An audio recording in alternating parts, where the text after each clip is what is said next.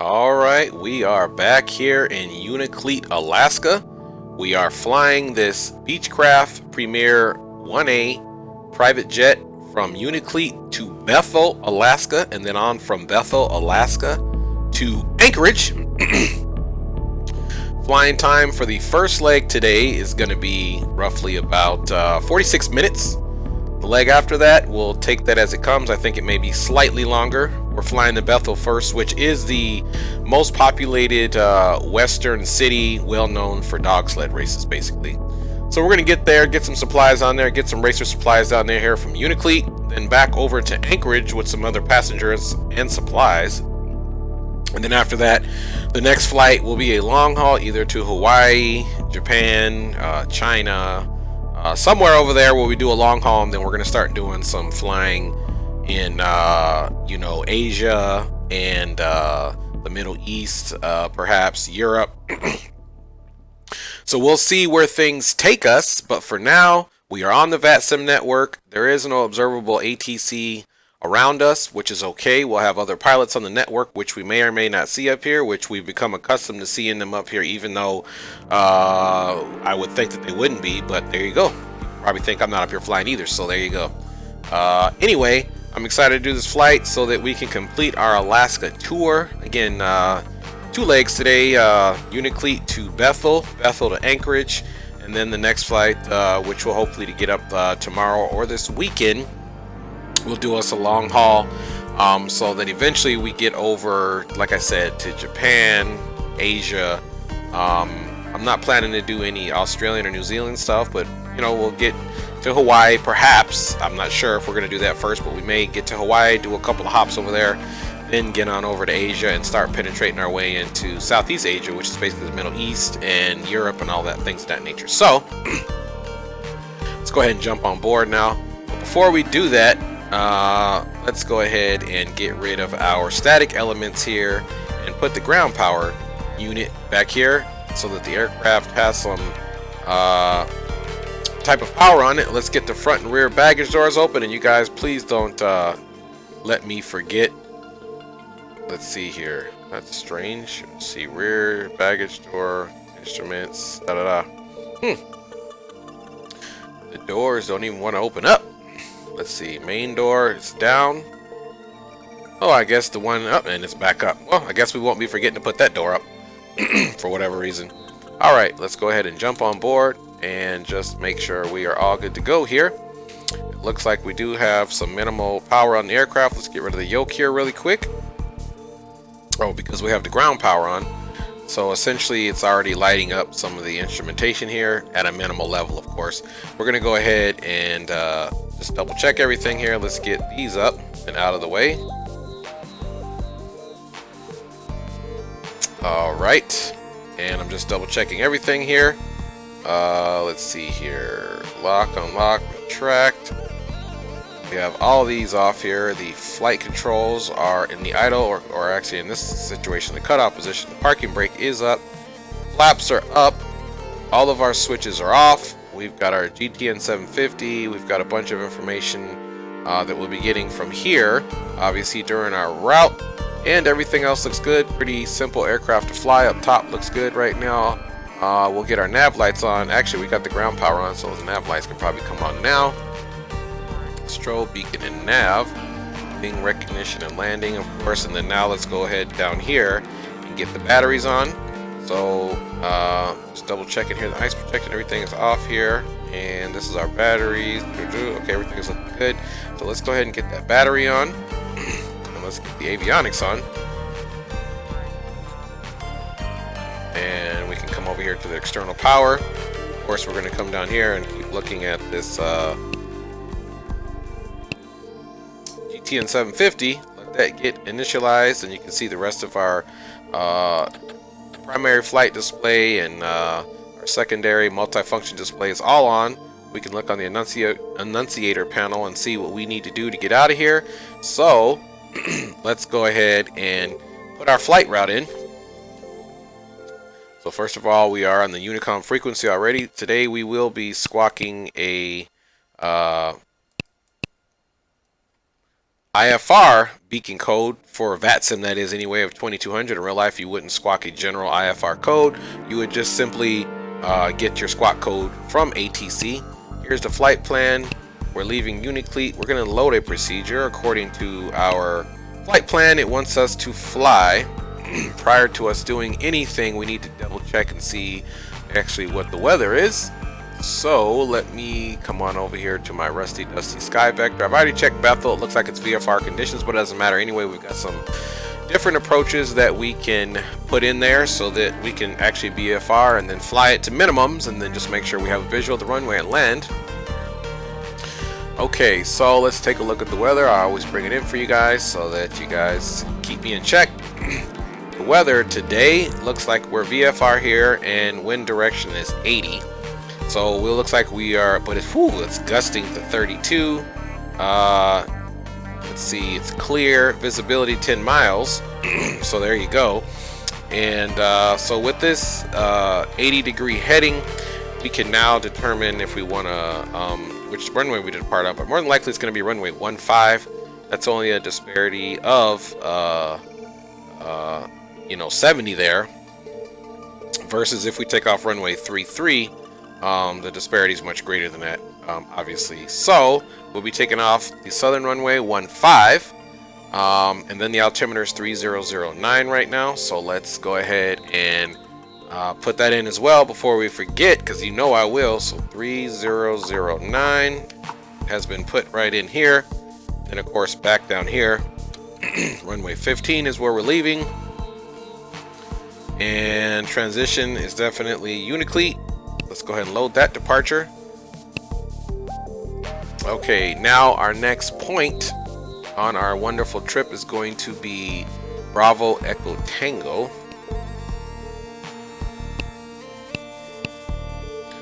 Which is Bethel, so that's pretty much going to be a straight shot from the Unalakleet VOR all the way down to Bethel VOR there.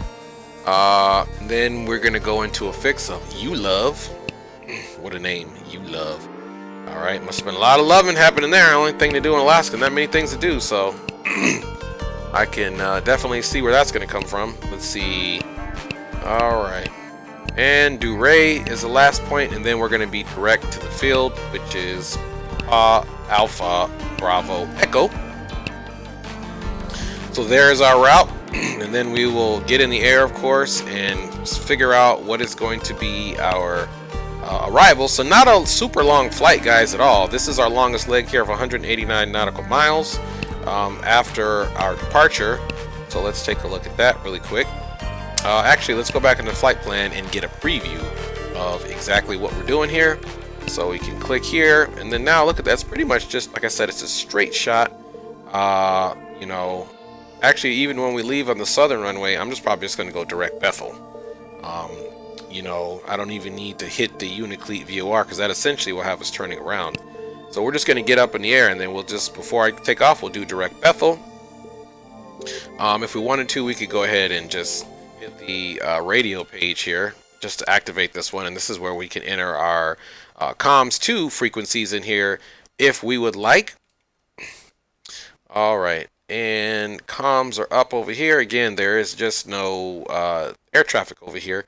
So with that being said, folks, we can most certainly plan on, we're going to enter the runway here, 33, and we'll go down and do a back taxi and take off.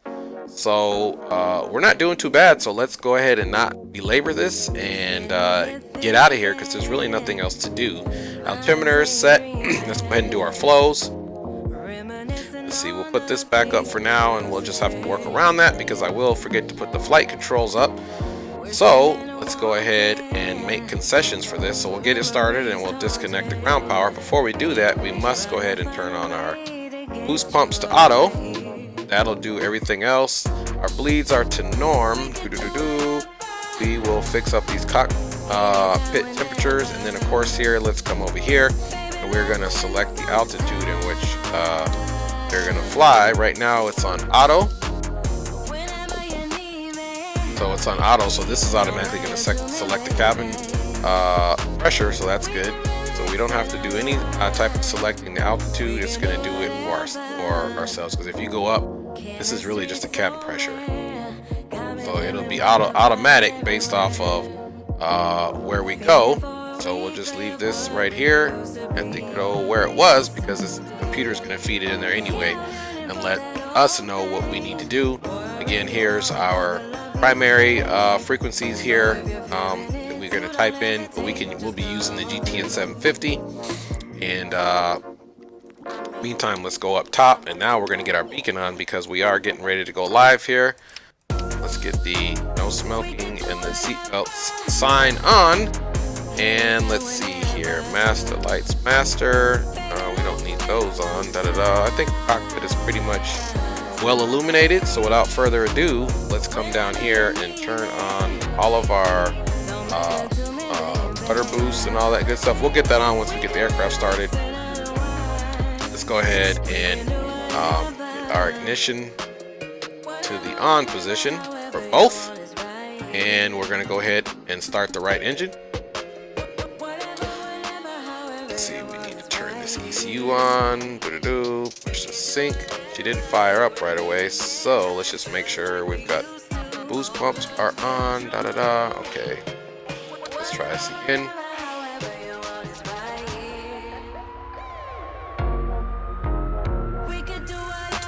All right, let's monitor this engine here.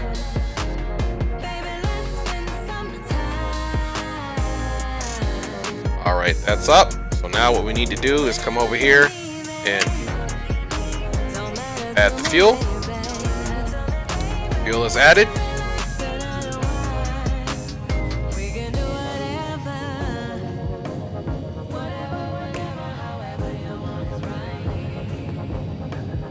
All right, that one is stable. Let's go for the left engine.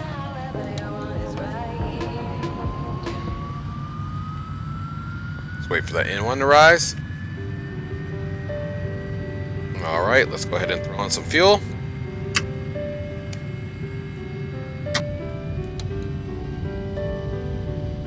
Now she's rising.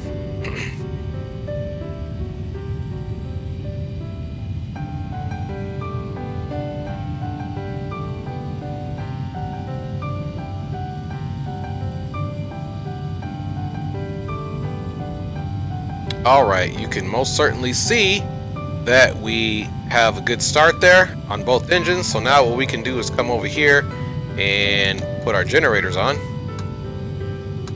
Both generators are on, so let's effectively cancel that ground power unit. Ground power unit is canceled. So now we can check our generators. Left is looking good, right is looking good.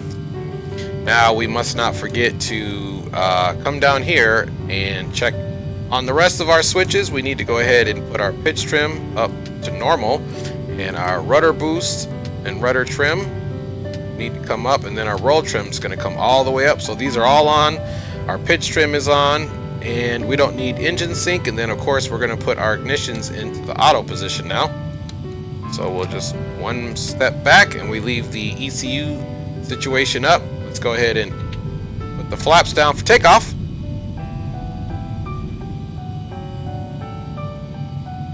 All right, now we need to go ahead and set up our, let's just make sure we have everything on here. Isolate norm, oxygen. We need to pull this oxygen out to arm it.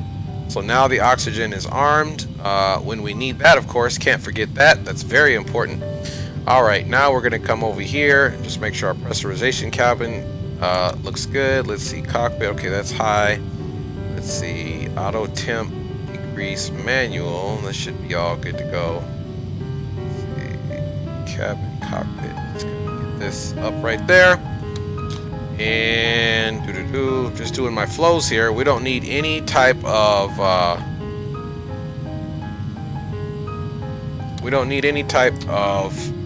icing right now, I don't think, but we just want to make sure that everything here is all copacetic here. Stall warn, auto left engine, pitot static. So we need this on. This is what's going to heat up those elements outside, so we get our all of our correct readings on our speed and things of that nature. And let's make sure our, now one thing we have to always do is you always want to come over here and make sure this is going to follow the FMS. So as you see here, it's off right now. So you essentially have to make sure you click on this side, and then we're going to use this. I'm sorry, it's going to be this one up here to go to FMS. Okay, so that one is selected. So now that's all we need to worry about there. FMS. We're going to come down here, same thing. FMS. FMS as the nav source over there. Then you can hit this again and figure out if everything else is good. So this will be following the FMS here, of course. We already have our altimeter set. Alright. Let's make sure our backup altimeter is following everything as our crossfeed. And then if you guys want to double check here our amount of fuel we have, so just multiply, we'll just add these two, and that's the amount of fuel that we have. So we're pretty good as far as fuel on board. We didn't have a full tank because we have to balance the payloads versus our full cabin of passengers and cargo. Otherwise, why are we even going? So you can look here on the annunciator panel. Everything looks good here. I'm satisfied with the way we look. So let's go ahead and set our altitude for flight level 240.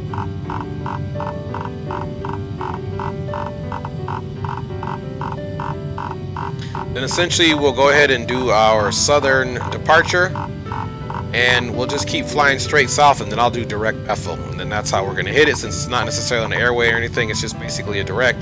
So if you come look over here in terms of what our heading should be, we're going to leave, and it wanted us to turn back to the Unalakleet. That's not what we're going to do. We'll just stay on this heading 152, and once it's to do all this turning around, then it's going to have us go right back to heading 178. So we're not even going to do that. Because essentially the Unalakleet VOR is almost on the side of the airport, but I don't want to do that turn. I'm just going to head straight out. So shame on me. So what I'm going to do now, because I want to, I'm just going to come over here and we're going to hit direct Bethel. Let's activate it. So now when we come off, this is what, even though I'm going to hit it again, just if I want to, I can make sure that this is already set up versus that Unalakleet thing even being an option. Then of course another thing we'll do is we'll square up the heading for heading 152.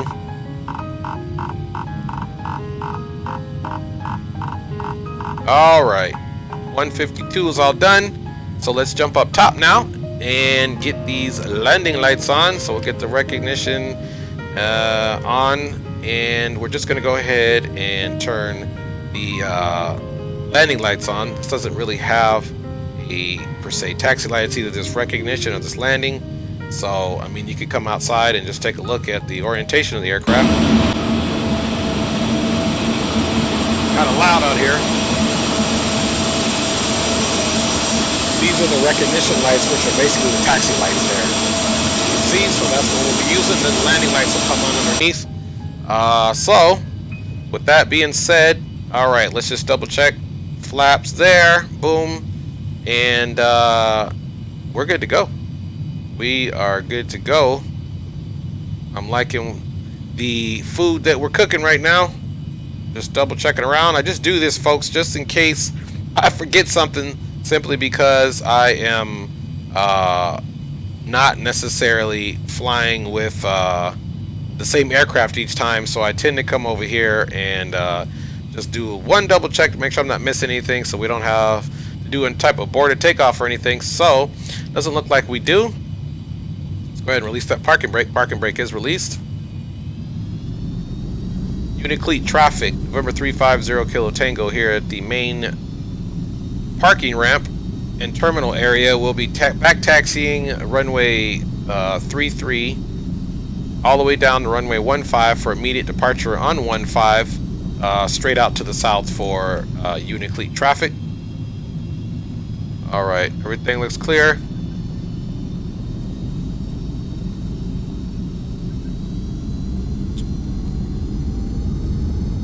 So you can see the windsock over there is pretty much that crosswind right there that we already know what we get. So it's not facing any way directly on this runway. So now we're on the runway. We probably should come up and get our strobes up and everything. So let's just make sure we're straight and let's get those. We'll go with the recognition lights because we're not on takeoff yet, but we can definitely probably come up here and get these strobes together. Let's look up top and get those strobes on. One thing I like about some of these aircraft, they will get away from you if you don't look at them right away. You have to keep your eye on them because they'll pull, even even on a taxi, which is probably not realistic. You know, not at this speed anyway. But simulator problems.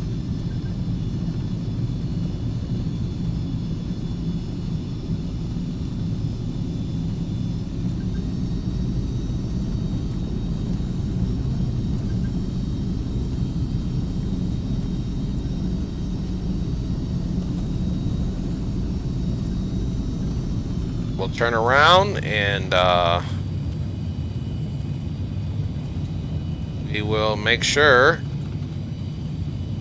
just start easing off to this side, that we have our landing lights on, do our last announcement, and we up out of here. It is almost the afternoon here in Bethel, if you're wondering. It is not by any chance early in the morning or anything like that. We have to remember Alaska's lighting situation during the winter is definitely not the best. Alright. Just kind of slow it down here. Runway's large enough for us to turn around, of course.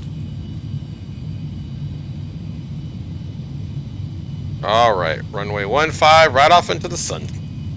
Not the sunset, folks. The sunrise. Right in your eyes. I just made that up. Poet didn't know it. Alright, set the parking brake here really quick. Verify that that is up. Alright, folks, so let's go up top now and get those landing lights on as promised. Everything is clean up top.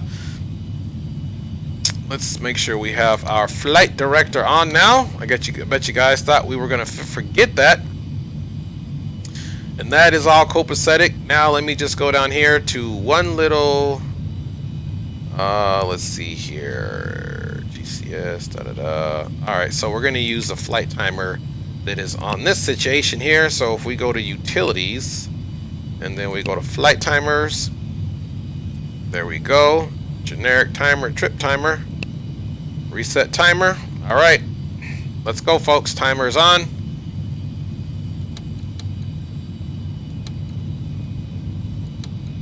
Alright, parking brake is released.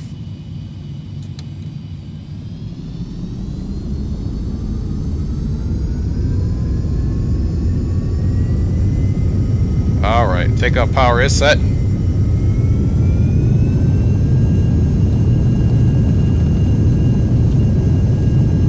She's dancing around slightly. Speed is alive. 80 knots. P1 and rotate.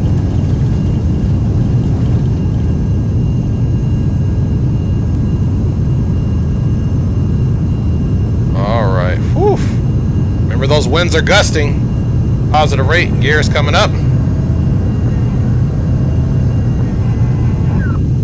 We're just gonna hand fly it. You guys see that aircraft bouncing around? This thing is bouncing around everywhere. And we're just gonna manually fly it here for a second. Alright, flaps are coming up.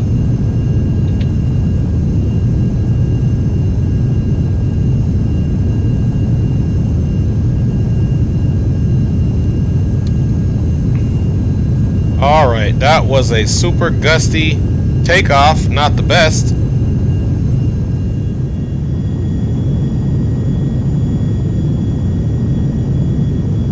Now, since we have such a short trip,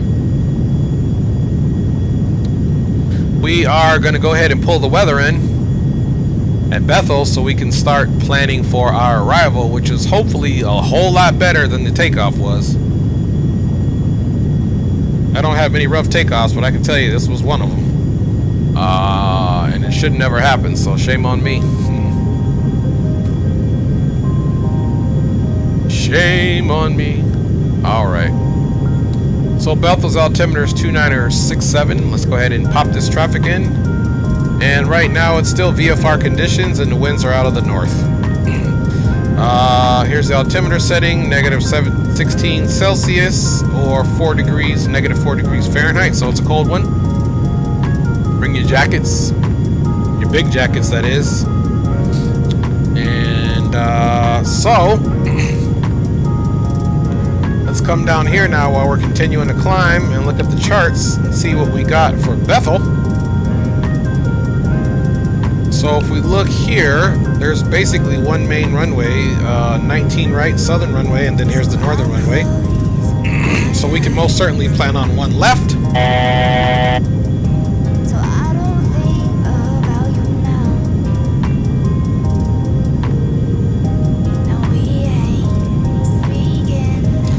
Alright, so we're going to plan on one left.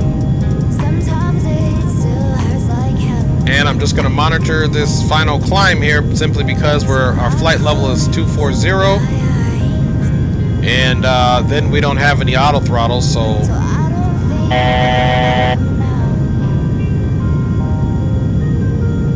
we'll continue to pick up speed here. Let me go ahead and sync my heading. Now that it's much easier, the plane's not bouncing around everywhere. Like I said, that's totally a simulator problem. Planes bounce around, you're trying to get the mouse on it, it's dancing everywhere, you're like, oh man, can't do it.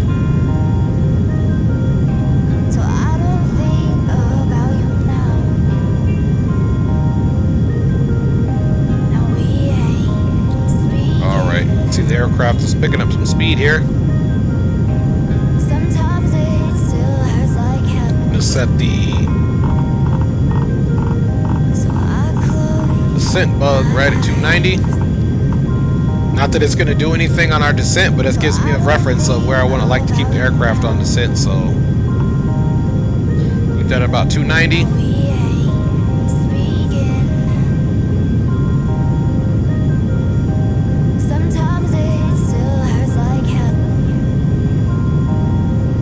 Just keep picking up speed now until we start looking at our approaches.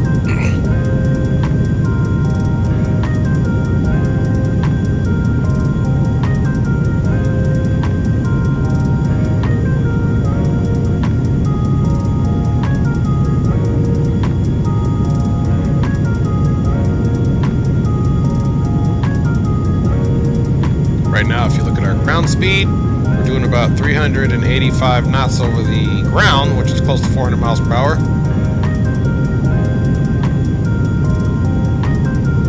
You can see the bottom of the barber's pole, so that would be where we would essentially have to back the throttles off so the aircraft wouldn't overspeed for structural damage.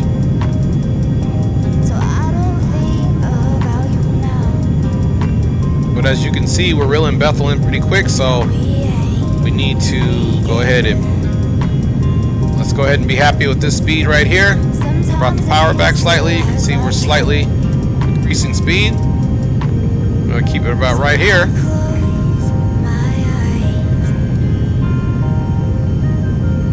Alright, let's go ahead down here now and look at our approach options and get that set up. So, so it looks like we only have the option of an RNAV, and we need to make sure which runway is which. I believe one left was the larger runway. Let's see. So, this is one right, and one left. So, one left is the one we want. So, now back to the approaches. We're going to pick RNAV one left. And let's take a look at it here.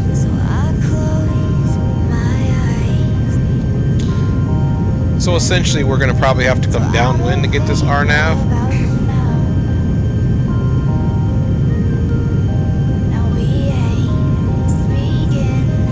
Look at our last point in our flight plan. Duray. So then you love and then Bethel. So let me see if there's any type of transition from any of those waypoints.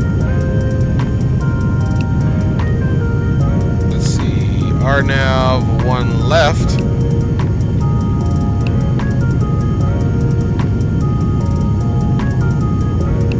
So we just have vectors, which is no problem, and we'll just load the approach, but we're not going to activate it. Now we can do a little preview.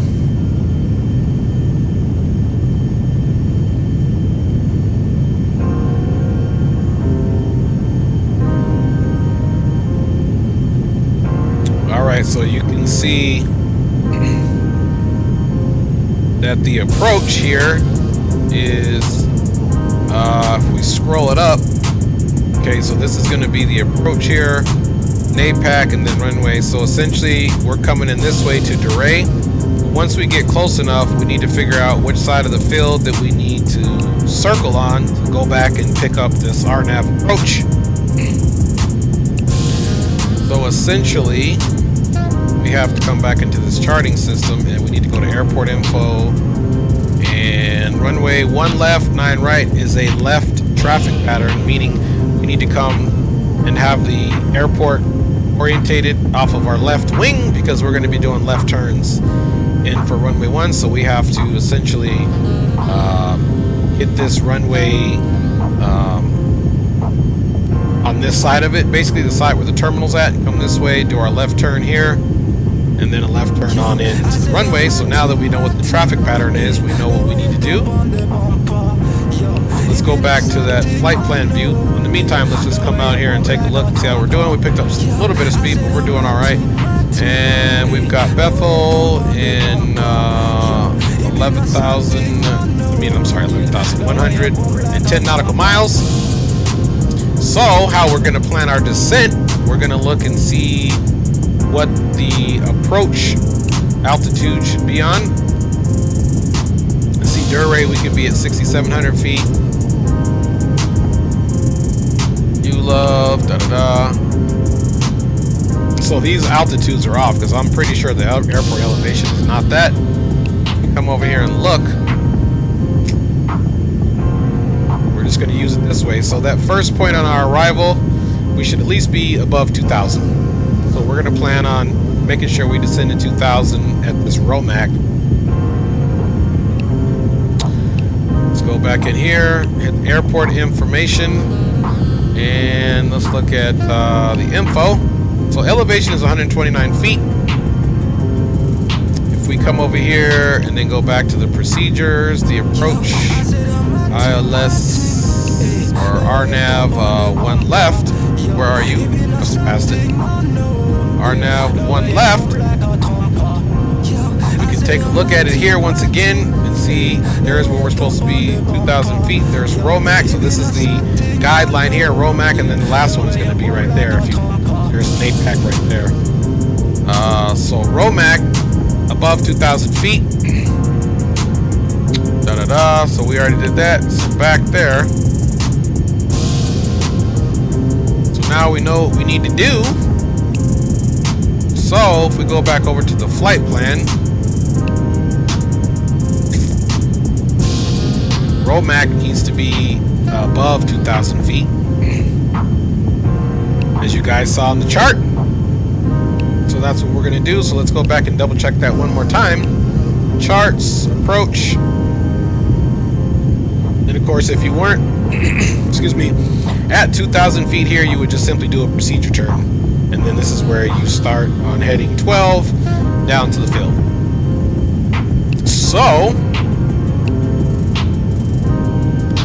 now we need to take a look at our descent. Now the way that you calculate this, okay, we got 95 nautical miles and counting down pretty quickly. Let's get a little view here while I explain this. Just 1 second here. Okay, so the way that we're going to do the math here is we're going to use a little formula. So we're going to subtract 2,000 from 24,000, which leaves 22,000, and then you're going to multiply that by 3 to kind of figure out the normal jet descent at about our speed. And it's a rough guesstimate, and it usually works, but I usually still descend about 10 nautical miles before this, so this works. So we're going to subtract 2,000, since that's the altitude that we want to be at, from 24,000, which leaves obviously 22. Then we're going to take 3 times 22, obviously is going to be 66. So at 66 nautical miles at a descent rate of 1,800 feet per minute, we should be able to hit that mark of 2,000 at Nuray. Now the only little caveat to that would be is that we're going to be flying downwind, so actually it wouldn't be a full 66 miles where we would need to start descending out. We could probably start descending out a little bit lower because we're going to be doing that downwind leg with a turn, with the left turn. for base, and then a left turn for final. So that's the explanation of how we're going to descend, and right now we're at like 86 nautical miles. So right around 70 nautical miles, another 60 nautical miles, we will start a nice slow descent to 2,000 feet. I'll probably, instead of doing 1,800 feet per minute, I'll probably do something like 1,500 feet per minute, simply because, again, we have that downward leg. And if you look at it overall, well, it doesn't have it in here yet, but once we get closer, you'll be able to see the distance from the field once it comes up here in this primary flight or multi-function, not this the primary, the multi-function display over here. So cruising right along, we got a wind right off the nose almost, coming from about our 1 o'clock at 22 knots. It's not affecting the aircraft at all. We're going wonderfully on the speed and saving gas, because I think we're going to be able to try to make Anchorage with the same fuel tank. We may have to throw some fuel in there once we get there, because it is only at about 1,600 pounds now. So we definitely burned some, and we got that headwind in front of us. Alright, one thing we did forget to do was turn our engine sync on. Everything else over here looks good. We do not have any type of reverse thrusters on this aircraft. We simply have speed brakes, or spoilers as they're referred to. Alright, about 6 more nautical miles, and then we'll figure out what's going on with our life. Let me show you guys the VATSIM scope really quick. Alright, so here we are here, November 350 Kilo Tango. Here is Bethel. We left from Unalakleet, a very bumpy and horrible takeoff from Unalakleet on into Bethel. Then from Bethel, it doesn't look like anybody's filed for Anchorage. Let's see, here's Anchorage over here, so definitely a longer jump. So there's always going to be more traffic around Anchorage. So we are not too far out from that location. We already have the winds, so we're good there. And here shortly we will start our descent, like as in right now. Alright, so let's come over here. Just getting a shot here. Let's bring this down to 2,000 feet.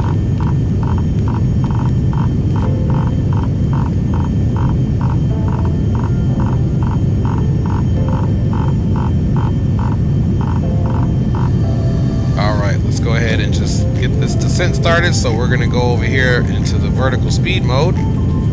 So we're going to click this, and now we're going to go ahead and come down about 1,500 feet per minute.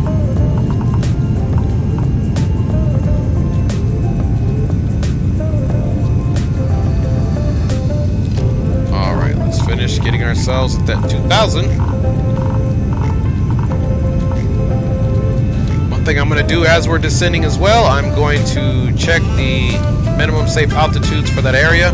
I didn't detect any type of serious terrain around there to impact our descent. Let's just check it out.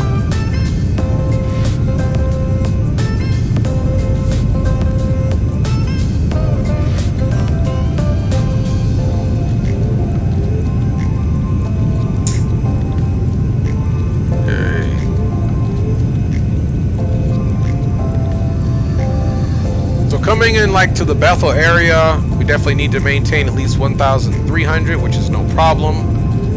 And we need a minimum safe altitude passing by Russian Mission or PARS at 3,000. So I will put our minimum altitude now for 3,000 just to stay on the safe side. Let me show you guys what I'm doing. Monitor that speed. Let's bring it down a little bit. That barber's pulse coming down. Let's bring it down slightly.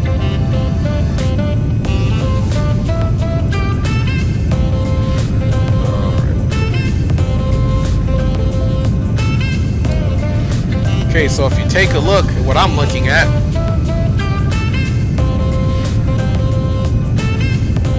okay, so here's the Bethel area. You can look at these minimums here. Where we went all the way on the screen. We want to have some type of view. You can see these minimums: 600 feet, 1,300, so on and so forth.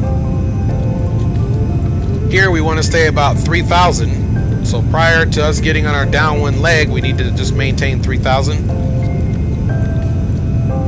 Here's 2,800 feet, and if you go in closer, you can really see the peaks, 2,455. So we're good. That's what we have to do to make sure that we don't crash into any terrain. There should be no reason for that.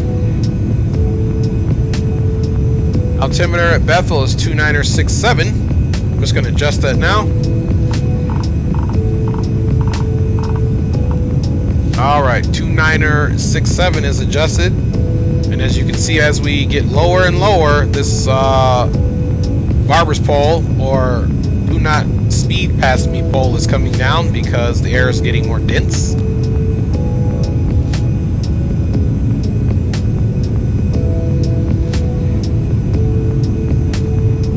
Alright. Again, hopefully our landing is much better than our actual descent was. Or I'm sorry, our landing is better than our takeoff. Our descent is actually going okay as it stands right now. Let me pull some power back, kind of creeping up there. And here's my visual reference of my descent. So I'm going to just have the aircraft kind of chill out for a second.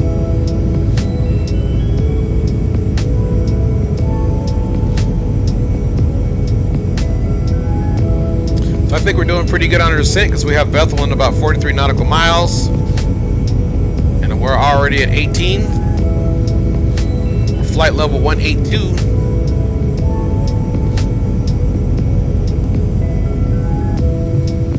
So we're going to get in there and essentially get fuel back on the plane and get out of there by the time the aircraft is filled up, because we don't want to mess around with that.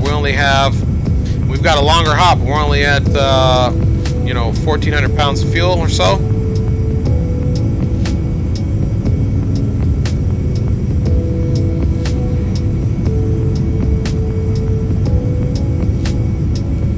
So we'll put some more fuel on the aircraft before we take out of there and get to our next leg. It would be remiss of us not to, of course. Now we're at 17,000, going into 16,900 here in a second. We are. And like I said, we will do a much better job of taking off at the other airport, hopefully. It is what it is. We got to take the good with the bad.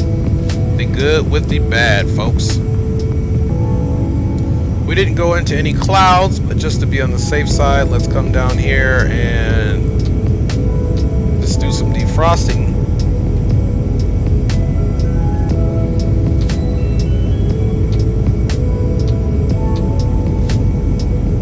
Go. It is fairly cold, so we just want to make sure that we've got all those defrosting and de-icing functions on. Cabin pressurization was doing well. In the green, the Delta P. Oxygen pressure and Delta P is all good there.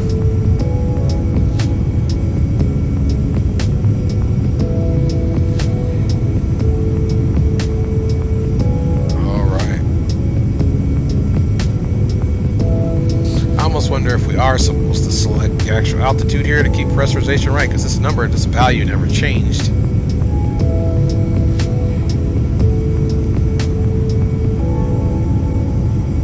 Alright, doing good. 14,000 with 28 nautical miles to go. I like it.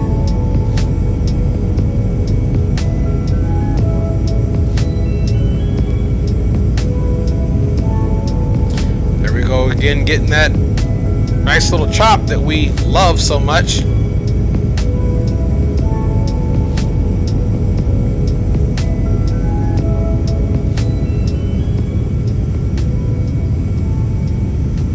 Getting thrown around, tossed around like a rag doll here.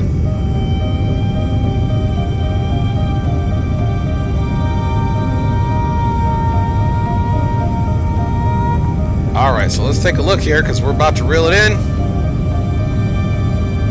Alright, once we get to Bethel,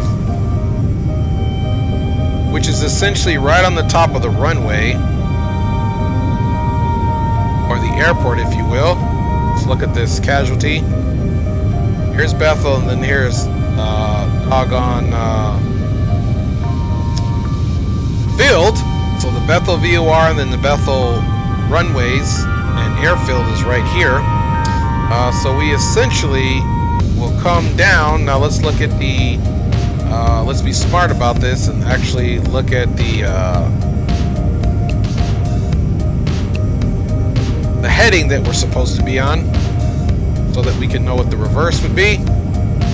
So the reverse heading is heading 192 of the actual final approach course of 12 degrees.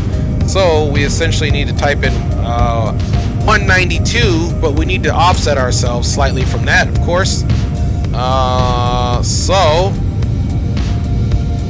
we are gonna put our heading, here we go again. Okay, the heading was supposed to be 192, so we'll put our offset heading of about 15 degrees or so. So 192, so we'll do it for like 207.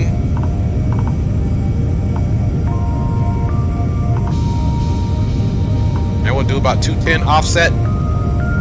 And then once we swing out a little bit from the field, then we'll go to a heading of 192 and we'll parallel the runway. So we'll give ourselves a nice little downwind leg. All right, coming back on the power here. All right, now we are going to get a little bit more aggressive.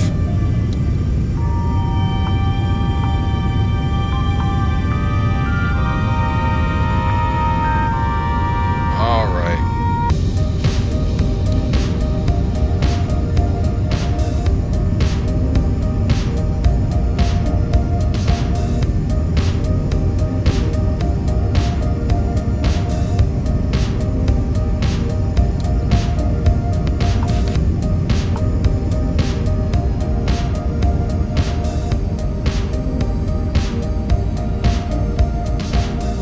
All right, folks.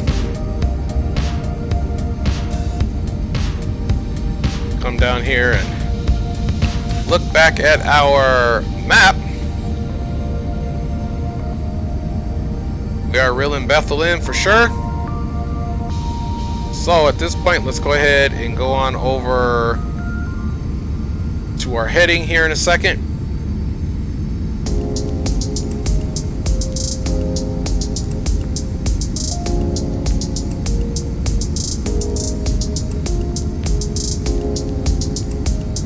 Should have that field, let's see, orientated to us. It should be from the first officer's side. We should be able to see it slightly, but as you guys can see, we can't see jack. So let's go ahead and do that deviation now.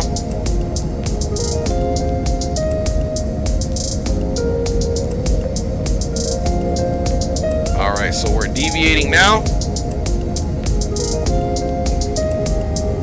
Then we'll go to heading 192, of course.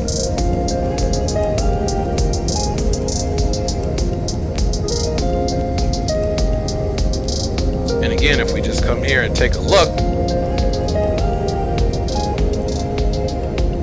at this casualty, okay.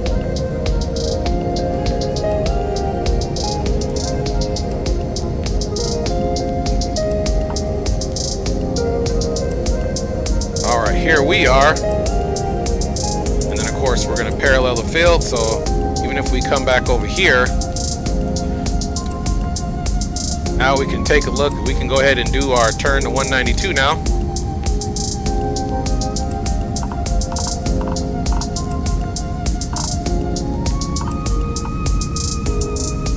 And then we'll essentially be turning parallel to this runway for the most part, as you can see.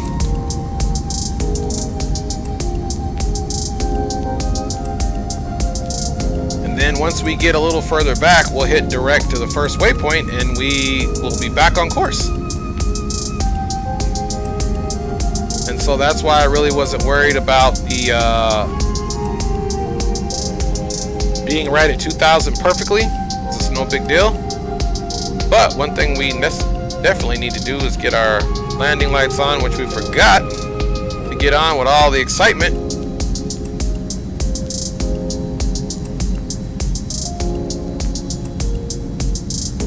So now you can see we are pretty much perfectly downwind.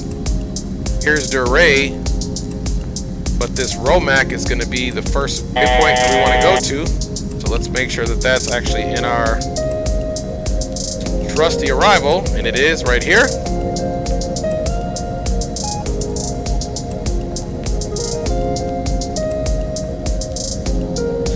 now if we want to do a nice little base turn passing Romac, what we'll do is we'll come up here and then get on a heading of about we'll say 50. Nice little left turn.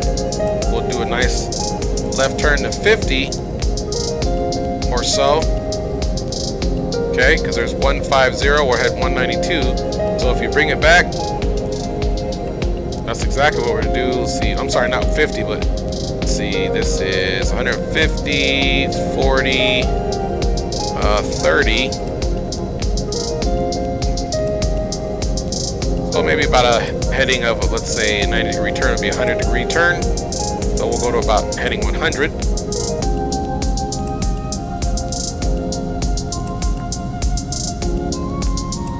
Romac, so that's in there.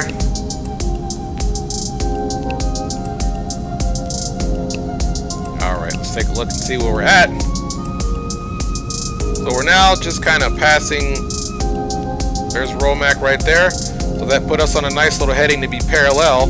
So we're just going to come about right here, and we'll swing it back around, and we'll get on Romac as the initial approach fix, and we'll just do direct to it. So let's just go a little further out to maybe about this point here, and we'll bust a turn and be direct Romac. In the meantime, I like our speed.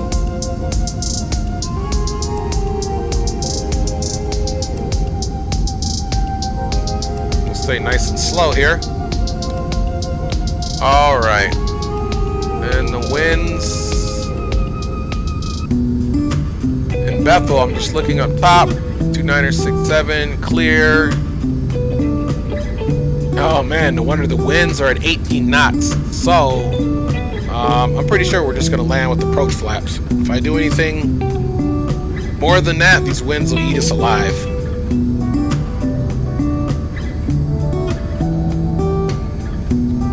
All right.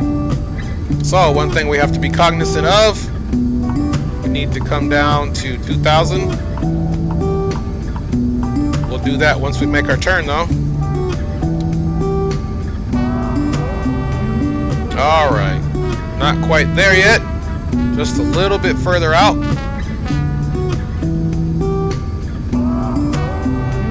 Bethel traffic number 350 Kilo Tango is on the downwind leg for runway 10 left. We'll be turning left, reverse direction for direct on the first initial approach fix of Roman for runway 10 left, full stop Bethel traffic. All right, you can see we're kind of bouncing around there.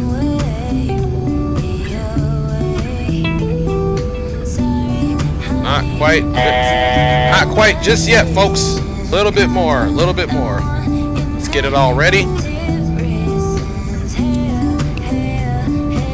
And we just keep getting that notification. So actually, let's go ahead and start our descent. I would always do that because it's bumping around. Try this again.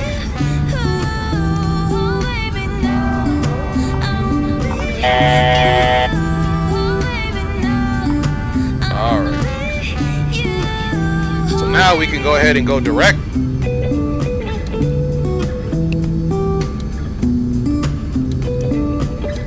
Alright. Now the aircraft's going to swing itself all the way around. Then we'll do our best to be right at the correct mark. As you can see, we got a nice little turn here. It's definitely going to hit that waypoint right where we want, and then we'll be on course. Navigation made easy right here. Alright, so we'll continue our turn, of course. Now once we hit runway 1 left, we'll be turning left, and then we can pretty much park right off of field on the north apron. It's essentially what we're going to do. That's where they'll be waiting for us on the north apron. So even if we go full length of the runway, that'd be fine. No worries there.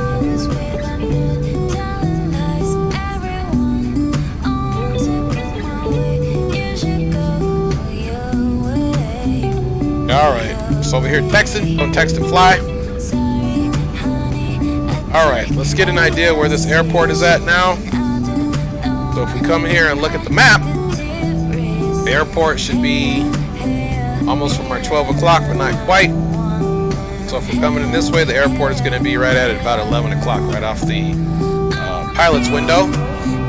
So let's see what we can see.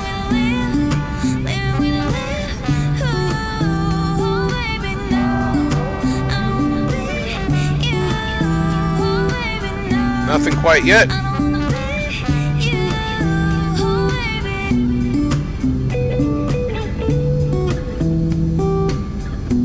Continue the speed, of course, until we start deploying some flaps. Boy, this is not going to be a fun landing whatsoever.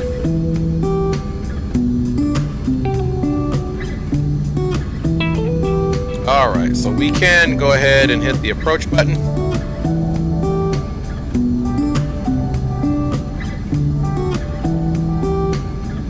Trying to wait for it to stop. There we go. Answer, we got it on the first hit. So now we have the approach button activated.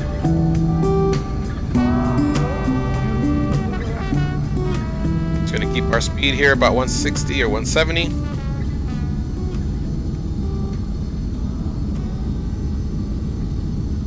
Keep it nice and slow. As soon as we get on our final approach, we'll turn that the engine sync off. Alright, let's look up top. Landing lights are on, recognition. Only thing off is the wing.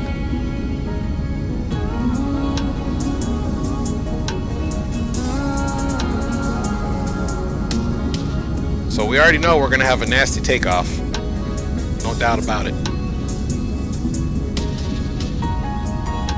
I'm usually the optimist, but on this one I'm being realist. We are going to have quite the nasty takeoff. Alright, let's go ahead and set our altitude for 1,800 feet. Just in case we don't, I'm not sure if this is even a... okay, so we do. We have, we've got a glide slope right here, which is good. So this is actually really good in this here to get us at least to our minimums. And you can see here we're actually 2,000 feet right now above the ground. So it's pretty close to where we're at. Not a big set off, but this is essentially where we're at.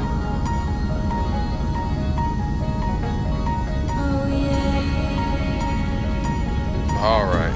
And I do have the runway straight ahead off in the distance.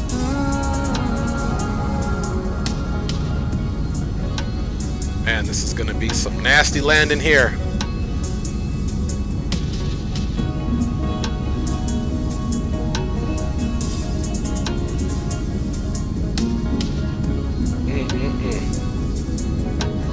Oh, we didn't say it was going to be super fun today, did we? It was supposed to be, but this is going to be a miracle to even get any type of decent landing with these winds. All right. Vertical track.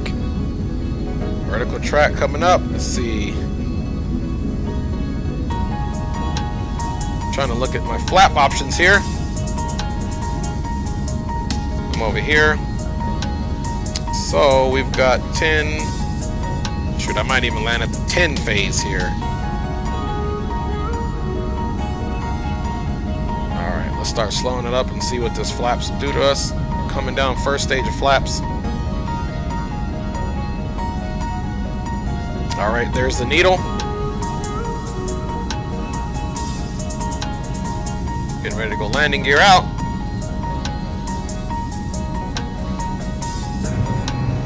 Landing gear is being deployed.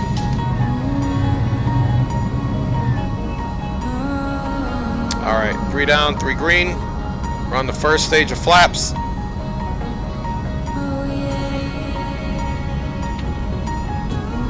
Throwing in the second stage.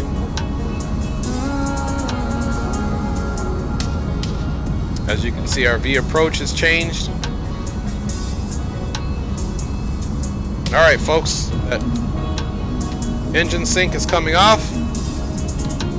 Landing gear down, 3 green. Landing lights are on. V speeds for V approach and V ref are typed in. Alright.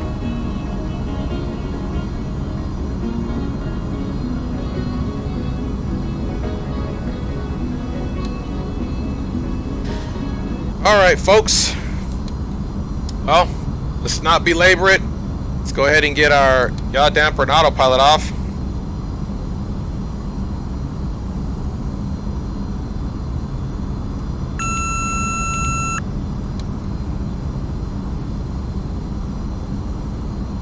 Autopilot is off. My aircraft.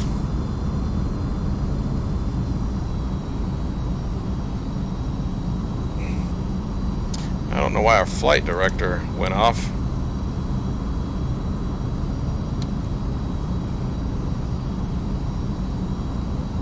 There we go. We still want a nice little flight director. There we go.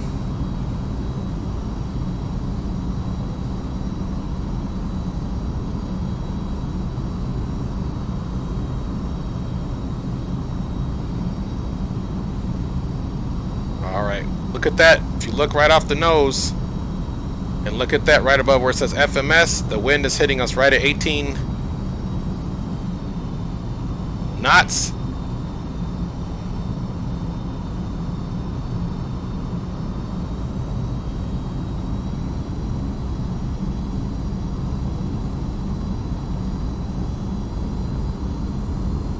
Right at that V approach speed, folks.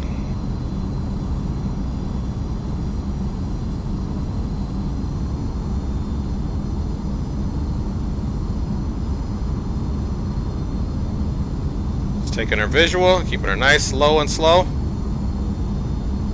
Alright, got one red, one white. Nose up.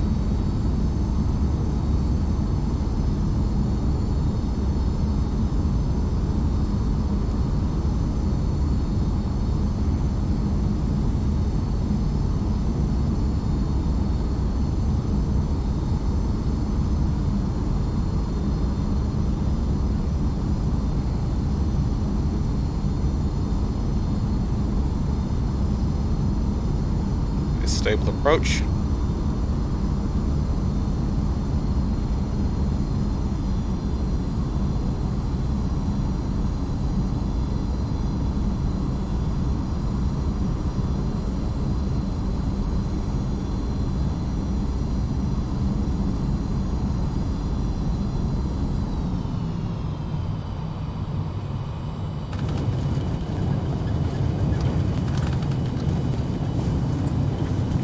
Alright. Spoilers are deployed. Landing was much better than takeoff.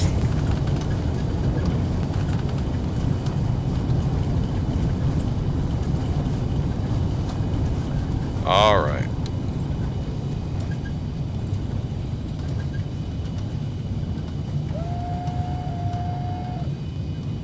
Alright, spoilers are retracted.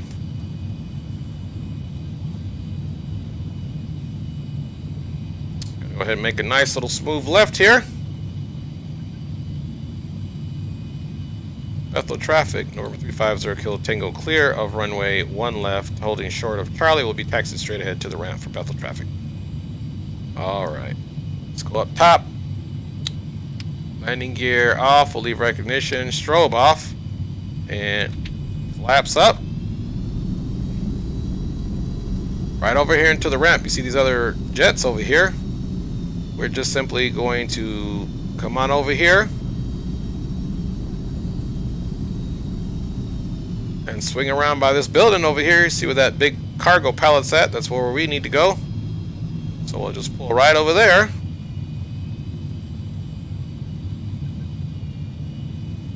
And we'll get her shut down.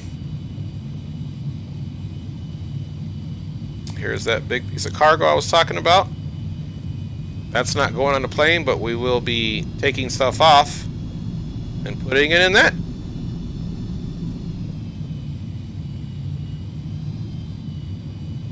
Alright. Alright, that looks good there. Parking brake is set. That's all looking good. Okay, now we can go ahead and start getting the aircraft turned off. So let's come up top and let's turn that recognition light off. We'll leave the nav and the beacon on just in case we kill the engines here, which we can most certainly do now after we turn our generators off. Alright. And of course we're going to get that notable noise. And let's come over to this side. Alright, about to go to the first officer side. That stupid armrest is in the way. Alright. Master caution off.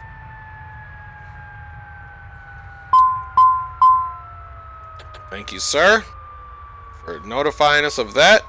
And we're going to have them come out and just hook up some ground power for us. So we'll get that squared away. Now that... Yes, yes, yes. And let's see if we can get the main door open and the rear baggage door. And hopefully they'll stay open this time, unlike last time. And then, of course, we could turn the... we'll keep that on, turn the no smoking off. Now, of course, we can turn the beacon off. And just know that the aircraft is all situated now here on the ramp. And we will also turn these off here. We'll leave the rest on because it's just literally a quick turnaround. And let's go out and look at what we look like now. Of course, we've got the passengers disembarking along with the equipment. What a better time to see how we did on that landing. It was butter. I'm not looking forward to the takeoff, but at least the landing was butter. So let's see how we did. Couldn't have done it without you guys, of course. So let's check that out.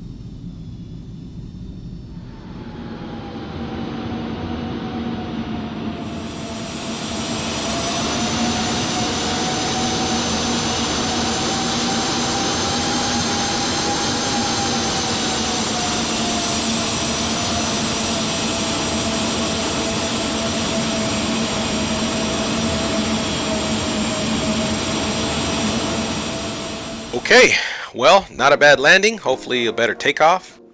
Let's go ahead and get the aircraft button back up. The passengers and new cargo are already on board. Off to Anchorage we go for our final leg here on our Tour in Alaska series for now. And let's pray for a better takeoff, and let's pray for an okay landing. And we're going to get out of here. So, with that being said, let's go ahead and button the aircraft up. But you guys know I'm horrible about remembering to do that since this is a simulation world. Tend to forget about that. However, it's no excuse. So we still got our ground power on. Let's go ahead and jump on board to the FMS and most certainly get this initialized again. So all we have to do is come over here to flight plan and then go to menu. We're going to delete this whole flight plan, and then of course we are going to start out with Habe, which is Bethel, and then from Bethel we are doing Gas, I believe is the name of it. Gas. And then from Gas, let's see what arrival that we're doing. Amat 4, so we essentially need to come in here and type in the Anchorage IKO. And then we need to come here and load a procedure. We're loading arrival, and they want us to load the Amat 4. And let's see here. Let's plan our arrival into that area. ENA, HOM, ODK. I don't know what any of those transition points are, so we're going to need to take a look at which transitions that we need to do. So we are most certainly going to come over here, and now we can pull this in. So what's cool about FlightAware is that we can actually so we can pick the Amat 4 like this here, so, and show the waypoints. So we are traveling obviously from here, and here's Gas. So essentially we might as well pick this SQA. We can get rid of this Gas and just assume that's our arrival into the Anchorage area. None of these other ones make any sense. So it'll be SQA into the Anchorage area, and then of course I'm thinking the winds are going to be out of the east again. We'll double check that. So let's go ahead in the meantime and pick SQA on the arrival, and let's load it. Okay, so the arrival is essentially loaded. So now we can essentially get rid of there. Now we essentially go right into the arrival. So once we get in the air, and we've got plenty of time to get on course. So essentially we get in the air, we're going to do a nice little turn. So we're going to be taking off to the north, okay, and we want to go east, so we're going to do a right turn. So essentially we'll come off, take a right turn to intercept this runway, and I'll just, if it's bumpy, I'm just going to manually fly it for a while until we get on there and get up to altitude and that air thins out, so we're not bumping all around. Again, earlier part of the takeoff problem was, yeah, coming off the runway, those winds were gusting, so maybe a little bit better handling on that. But when I went to use the autopilot and try to get on course and hit those buttons, it was jumping around so much because of the head shake on the Track IR feature with the X-Plane camera app that I have on here. So it was kind of unrealistic that I was unable to get that, but it is what it is, so no crying. And where I don't have, certain real world problem access to do stuff here quickly, is also simulation is also to have me do some cheats as well. So you got to kind of balance it out, try to be as immersive as possible and try to correct your errors. So anyway, we're gonna come off to a right turn, get that on intercept. So that's now nicely programmed into the GPS. So I guess we can just stay here. We're going to taxi Charlie all the way down to the end of the runway. So that's it, folks. So let's get out of here. And the last thing that I need to do probably is add some fuel, because we didn't add any fuel for sure. Let's go ahead and add some fuel really quick. Otherwise, we're going to be in a bad situation. So we'll come here to customize, weight and fuel. And we're going to put the fuel kind of back up where it was last time, about 2,300 pounds of fuel right there. So we're good there, and we'll apply those changes. So now, oh, and there's a fuel truck, so we'll assume he just came over here and did that for us. So now let's look at our fuel stores. Fuel has been put back on the aircraft, which of course that should have been done. Turn that back on. That should have been done prior to this, but we didn't do it. Now the altimeter here is 2964. Let me just double check that. It did change. 2964 is the altimeter, so let's go boom, boom, 2964. Everything else is looking good. Let's make sure our bearings are all, nothing should have changed. We're all good to go there. And then of course, let's go ahead and adjust our altitude here for flight level 250, and then we're out of here. So we'll take off, do a nice little eastern turn to intercept our little course that we have there. Then we'll go direct. So in the meantime, once we get on the runway, we'll square up the heading and fly off to the north, and we'll do our turn, of course. And actually, what I would probably do, no, I'll do it once we get in the air. I'll square the heading up before I put the autopilot on, of course. We'll try to if we're not bumping around too much, and then go from there. So I believe we're ready to go, folks. So let's go ahead and ensure that parking brake is set. And of course, now we need to get our lights back on. So we're going to turn beacon. Nav was already on. Strobe is off. Everything's off, and just until we get the aircraft started. So without further ado, let's get our ignitions on and our ECM for our auto start process.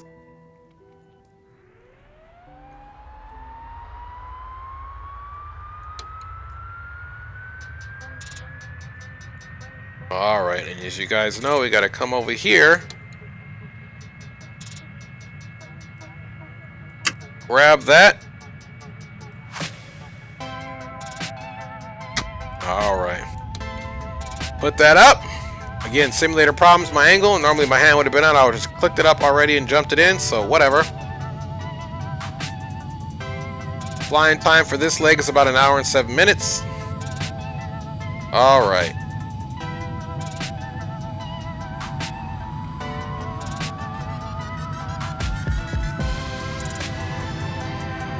That's looking good. Let's come back over here.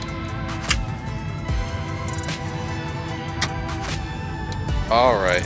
As that's coming up, let's continue to look down here. And now we can most certainly get the right generator on. Let's make sure that's on. As the left is coming up, let's get rid of the ground power. Alright, everything's off. Doors are closed. Ground power's off. Let's go ahead and turn that left generator on. There we go. Generators are both showing everything. External power shouldn't be showing anything. Battery's charging 28 volts. And let's see here. It's pretty cold outside, but we are going to take off with no anti-ice. We'll turn these off here. Keep the pitos on. Keep the stab auto on, of course. And let's get our flaps to take off. Down and indicated. Alright, down low looks good. Alright, finally let's go up top and get that recognition light on. Bethel traffic, number 350 Kilo Tango here at the ramp just off of Alpha and Bravo taxiways. We will be taxiing to runway 01 left for departure to the north with an eastern turn. We'll be taxiing on Charlie for Bethel traffic. Alright, we are good to go. This time I'm going to see if we can put the right altitude in here. Let's see if this even... Now if this doesn't go all the way up to 25,000 feet, then I see, so something's up with this. I'm just going to bring it back down to the -1 because I need to do my research on exactly where we should be setting this Kelvin altitude. In other words, we'll just leave it to -100 for now and research that better. I know how to set the cabin and other ones that have kind of an analog dial, but anyway, parking brake is released.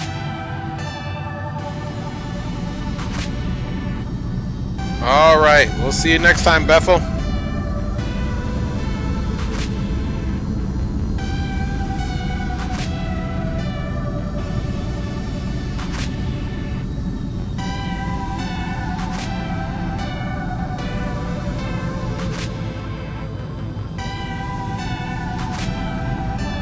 Alright, we're merging on to taxiway Charlie.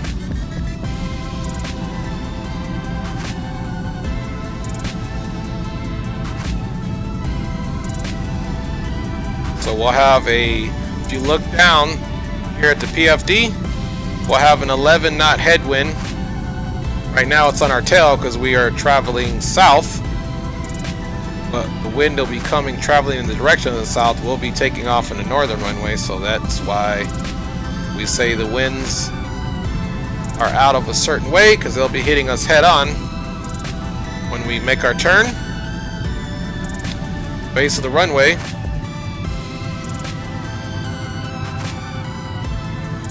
Alright.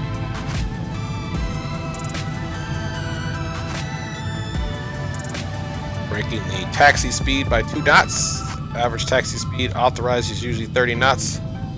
Alright. Look left. Look right. Everything is clear. We're going to cross the base of this runway.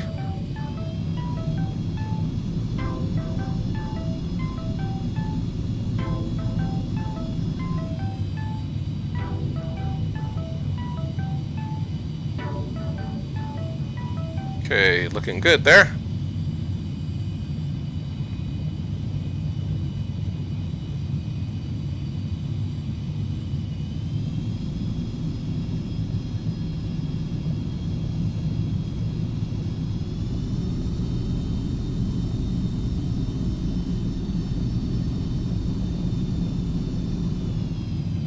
Alright, pretty much coming down here. Base of the runway. Let's slow it up a little bit. And we'll go for immediate lights. Strobes on. We are ready for takeoff. Bethel traffic number 350 Kilo Tango entering runway 10 left for immediate departure to the north with a eastern turn for Bethel traffic. Alright. Final looks clear.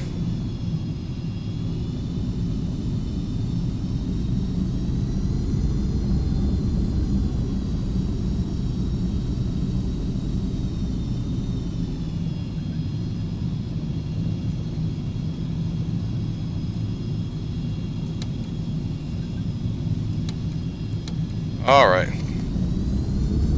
Takeoff power is set.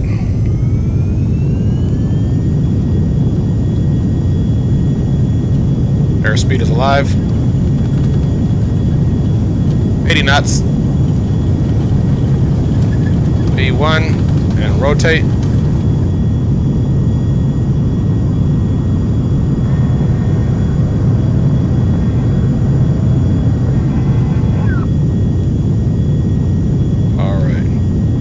Pitching down a little bit here.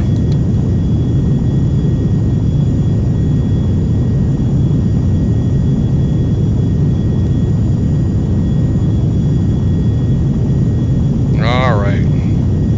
Let's pitch the nose down a little bit. Pretty aggressive climb there.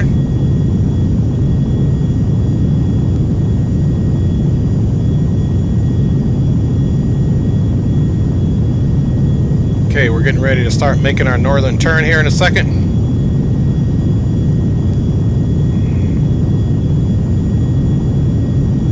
Okay, let's go ahead and turn right. Laps are coming up.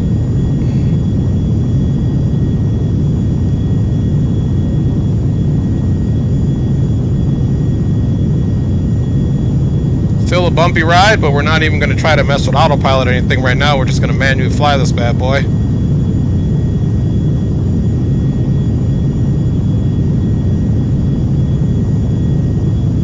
Alright, let's trim her down.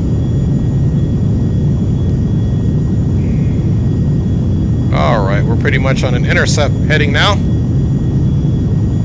Let's go ahead and straighten her out.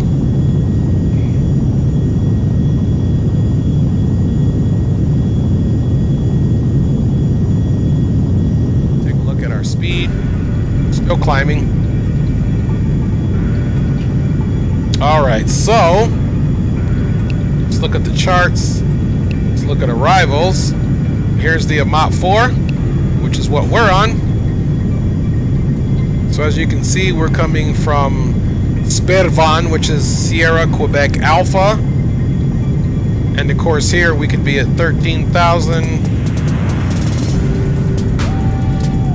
And And then we hit this near, and this is where we go towards the runway, I believe, here. And there's the TED VOR, so, and here's a MOT. It's saying 3,000, so here, so 13,000. So we can pretty much be here descending at 13,000, passing SQA, which means 25 minus 13 is not that bad. That's only 12,000 times 3. So again, it's going to be about 60, 70 nautical miles until we start. We'll go ahead and start that descent again. All right, we are at 18,000 feet, so we can go ahead and put our altimeters into the standard pressure.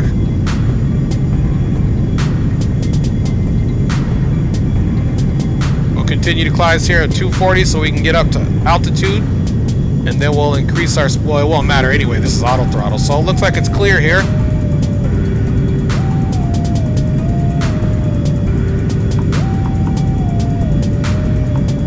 There we go. Increase that range there.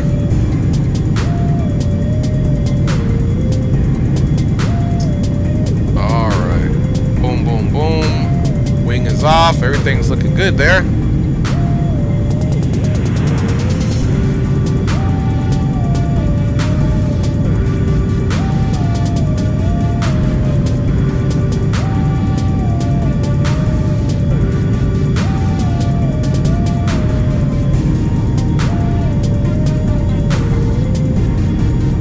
I definitely am glad that we're out of that air, and hopefully Anchorage is much better than that.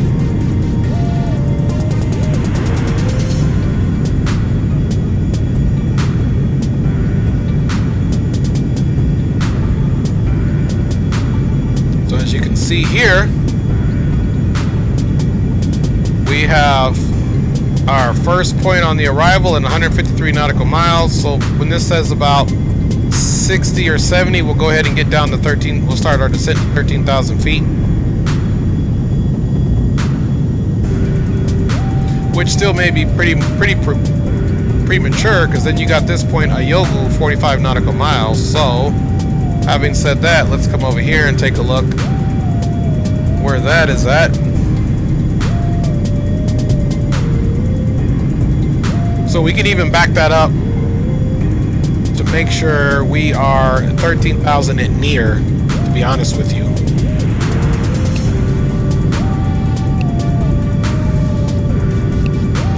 So if we're 13,000 at near, we still got quite a ways on the arrival. It's saying be 5,000 at clam. Okay. So even if we wanted to back it up to be 5,000 at clam,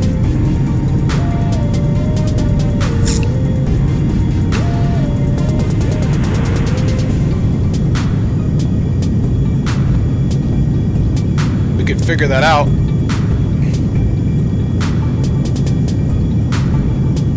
We would start that descent maybe here. That's about 60. Yeah, so we want to be 5,000 at clam.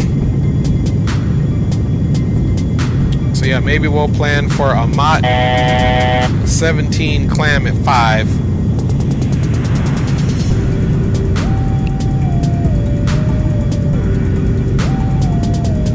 Either way, we're about 100 to, or under 1,000 to go.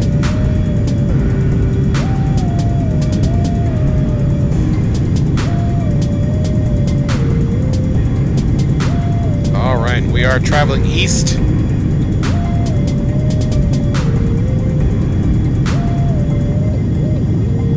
Yeah, we decided to put that fuel in there. Boy, when this thing's rough, the SimWorld makes it hard to get do exactly what you know to do, but it's just difficult because the plane's bouncing everywhere and the mouse doesn't want to click on.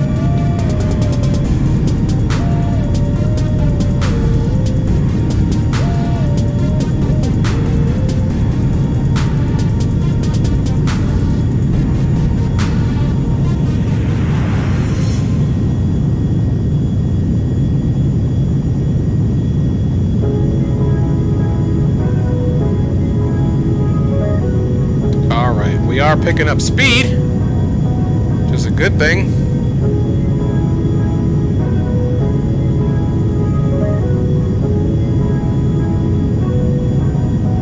Weather might update here in a second, because I I'm updating my active sky. Forgot to put the flight plan in there. So we'll see. There we go. As I told you, it's going to update.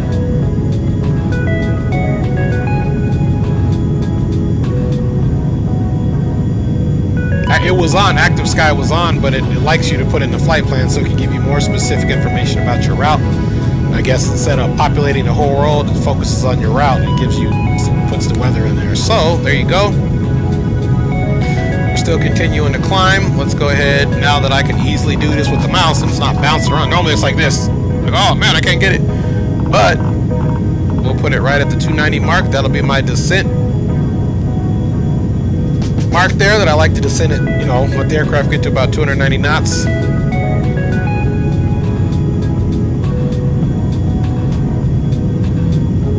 Alright, we are flying level, continuing to pick up speed. Let's go ahead and put that prop sync, or put the actual sync on. And then now, of course, we need to put our ignitions to arm.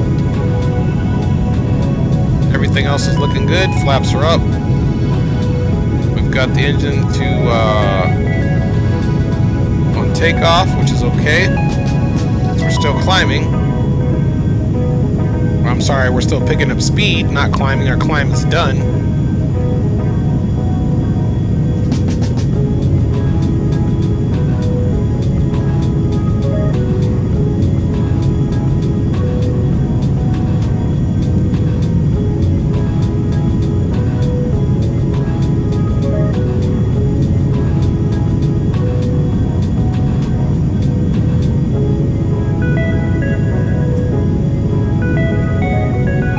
Power back slightly.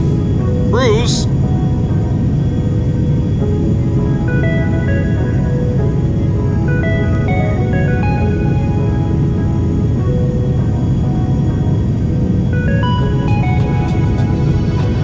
All right. Pretty much have cruise power set.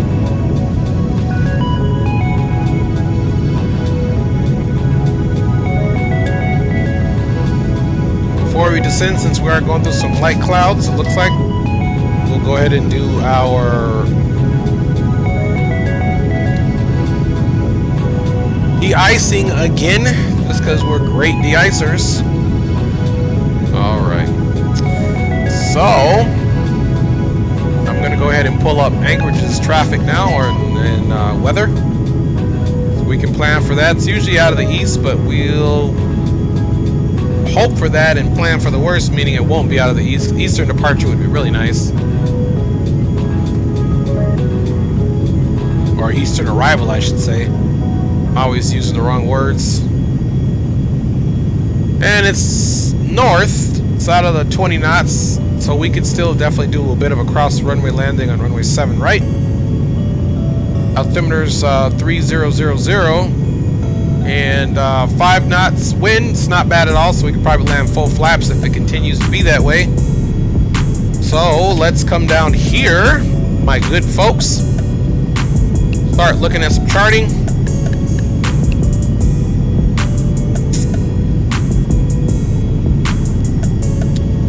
Alright, let us just get a quick look at the airport chart here.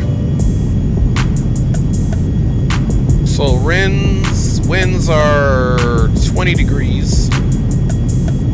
So northern.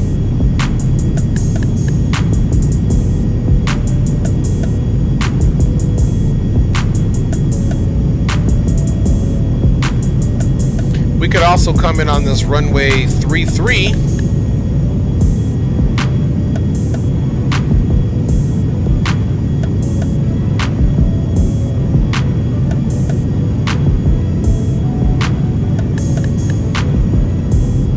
I don't think we're going to do that though. I think we're still going to take runway 7.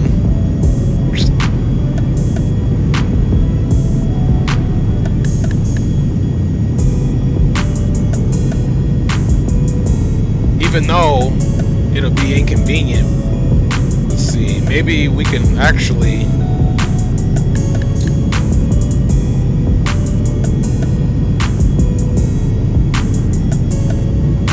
hopefully we can hit runway 7 get right off here on Foxtrot. This is where we need to go. So it looks like it'll be runway 7. Let's go ahead and look at some approaches. That's 7 left. Let's just look at all the approaches that we have. It's got some pretty nice approaches there. It's even got our RNAV for 3.3. But we'll still check. We'll take 7. 7 right, that is. ILS 7 right, Cat 2.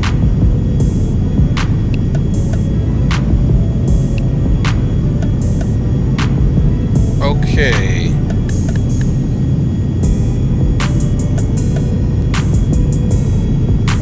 So from Elias, there's Kino. That's if you're coming from a different way. There's Elias intersection. So now let's go look at our flight plan and see where all of our waypoints are. Amat, near Clem. So now what we need to do is essentially come back over to the charts. Let's go back. Let's go with our arrival, Mach 4, and let's see if there's any write-up for that. Is there a different Mach 4? There we go. I want to read the writing on this and see what we need to do for runway 7 right.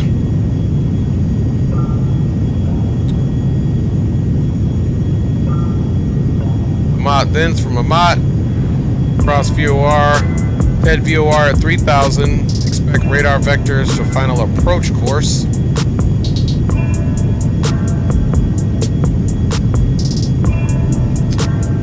So, essentially, this is what we would do. We would be there at 3000 over the Anchorage VOR.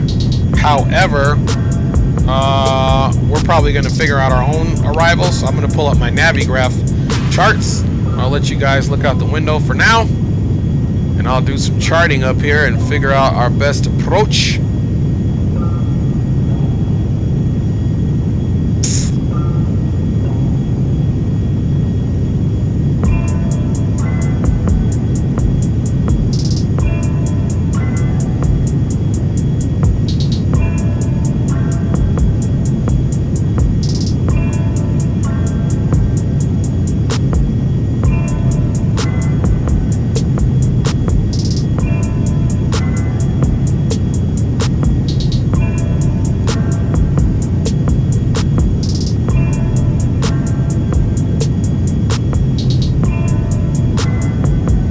Okay, so from Amat,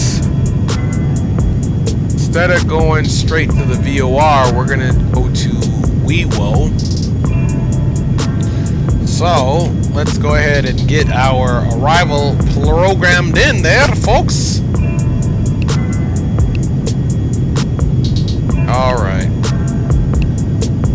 So again, we're just gonna load it. We're not going to activate it yet.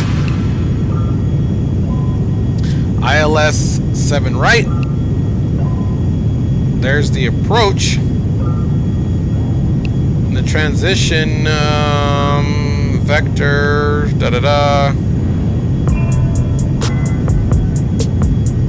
Tully Ted. We'll just do vectors. Let's load that approach.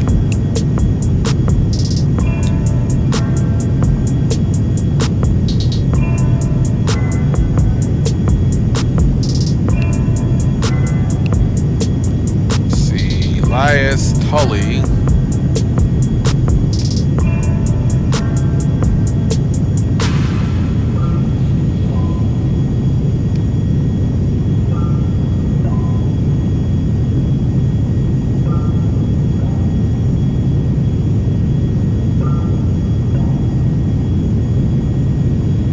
Alright, Elias Tully. Let's go ahead and look at some charts again.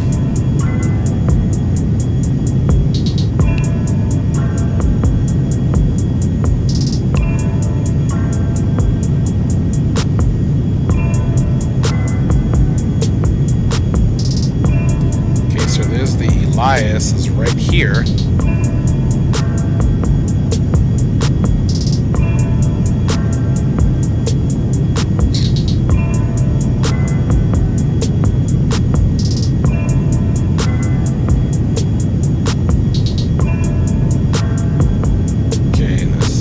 right.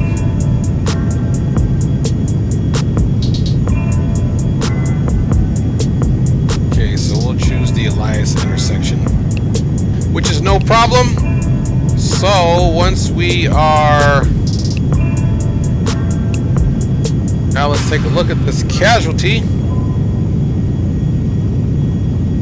So we come down on the arrival, and after a mott, then I will definitely go direct Elias. See that? So from Emat, Elias. I wonder after Emat if I programmed in, there's another waypoint of Weewo, which might be even before Elias.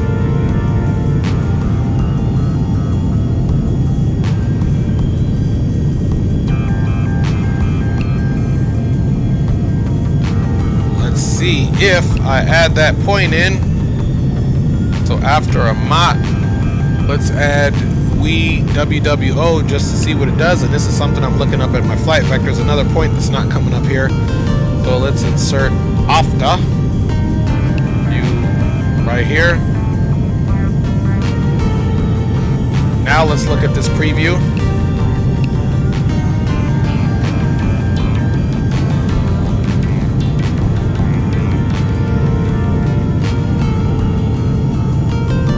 So Elias is further out than Weewo, so let's take Weewo out. So let's remove that. Now essentially what we're going to do, just to be on the safe side, we're going to put Elias in here as well. So we're going to insert after, and we're going to go with Elias. Even though there's two of them, that'll get us direct. Then I'll activate this one, it'll be on the approach fix. That's how we're going to handle that animal. So let's look at our preview one more time.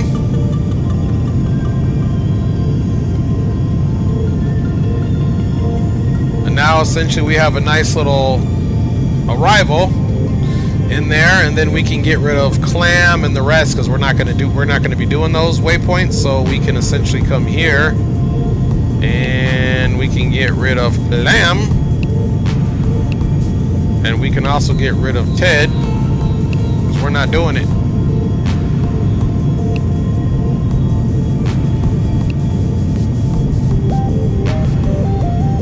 There we go. Then we go right into, but this is the approach, so I don't know why it got rid of Elias, so let's put that again. Insert AFTA. There we go. Okay, so it's invalid. So anyway, we'll just go direct there. Should go right into it. Once we get to this point, it should come right into there. So Elias, we need to be at 2,000 feet.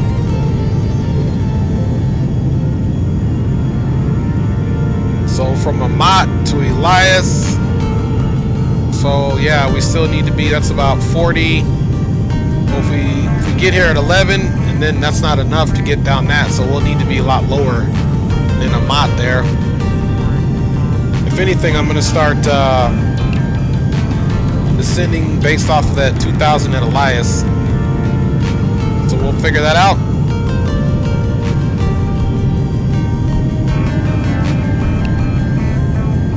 So if we want to do that, just going to look at the flight plan and look at our mileage here.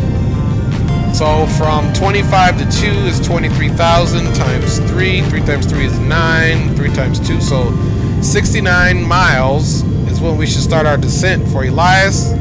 So we'll say right at 80 nautical miles away. 80 nautical miles away. Elias is 28, so 28 plus 22 makes roughly, let's see, 20 and 20 is 40, plus another 10 is 50 nautical miles. So after we're done with this leg and we're starting on the near leg is essentially when we can start descending. And we can even descend down here to be, you know, in somewhere in Goyu we can start descending. It'll be fine. And then by the time we get to Elias, it should be above 2,000 feet. And then we go here and look at the approach.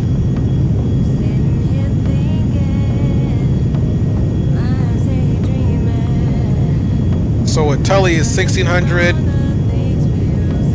So essentially we're going to come in at Elias, which would be 2,000. Then we get to Tully, We should be at 1600, and then we should also be getting some ILS information. So let's go ahead and do that now. Let's come to charts, back to charts. I keep clicking off it, but that's okay. We're gonna go to frequencies, and let's look for the ILS's.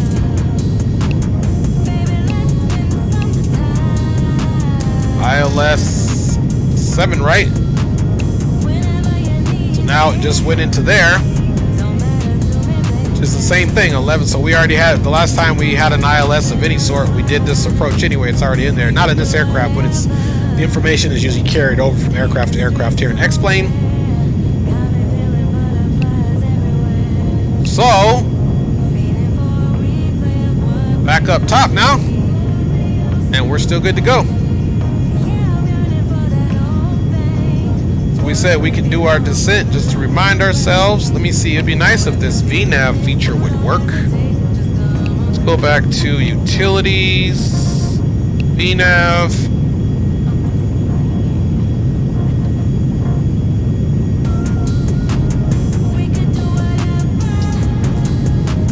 So that's pretty cool. I never really have even paid attention to this, but because we see this Elias at 2,000 feet, and that's an altitude constraint that the FMS recognizes. Right now, if we were to start descending now, well, this is going to come to where our top of descent is going to give us this type of flight path, but we can come in here and we can essentially do 1,800 feet per minute.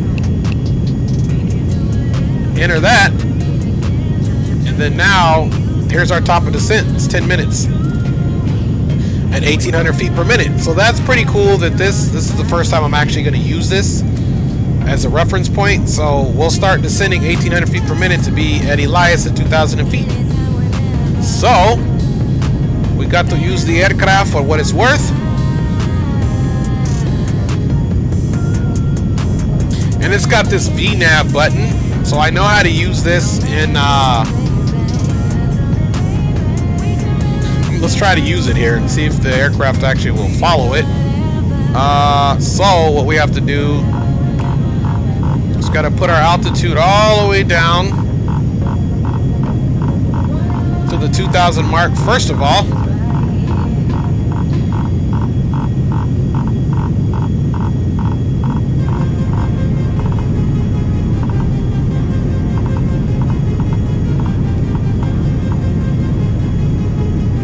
Then before we do that, let's check our route really quick.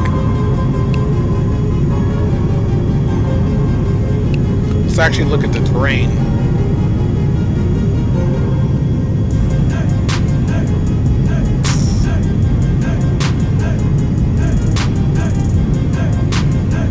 So as you can see here, we've got some significant terrain that we're going to be going over. And here's 2,000 that we want. Good thing is that our route is coming over these mountains here.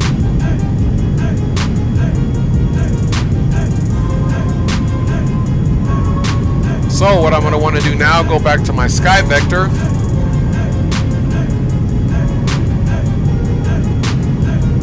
It's going to add a couple of waypoints here.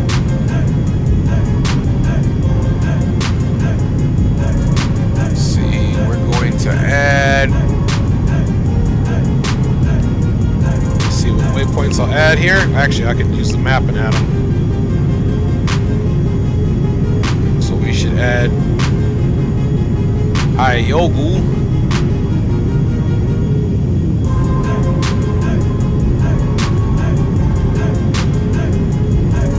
Then we'll add, that's pretty much it. That's the one over there. Then we'll add near and a mat.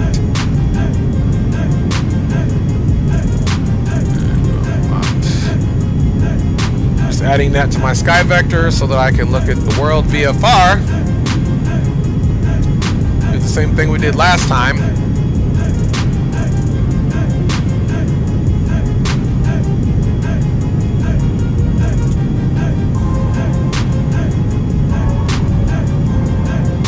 Alright, So we basically want to at least stay above 10,000 over those mountains.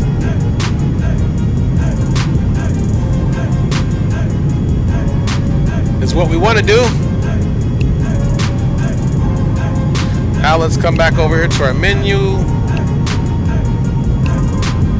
for our utilities and do VNav. We have that. So now we're at 2,000 feet. 2,000 feet. 2,000 feet. We're at 2,000 feet and only 7 minutes and 24 seconds to go. So now we can enable this VNav feature. And I honestly don't know if it does anything, so we're just going to do it all manual, folks.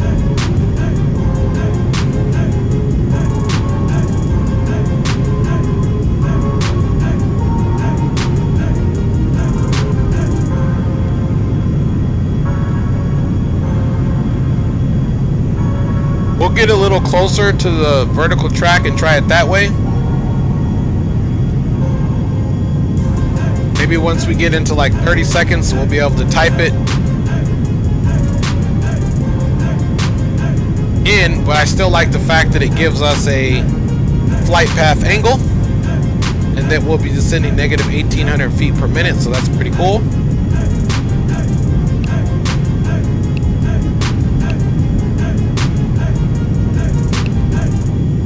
And you see when they're in blue, so I'm assuming these are recommendations here. Let me see some here. Mod type at. Now I wonder if we could pick VNav direct there and how that would work. Altitude at. And again, that area, let's see.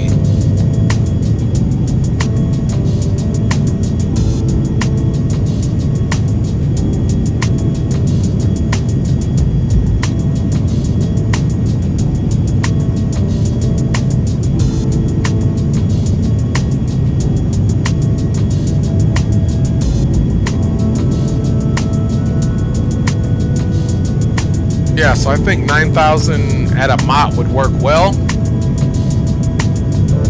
So, let me see some here. Vertical direct. Now let's come back over here into the utilities. Go VNav. There we go. And we want to do 1,800 feet per minute. So we have 5 minutes to be at night. So I'm liking this, folks. So now I kind of figured out how to do that. So once we get a little closer,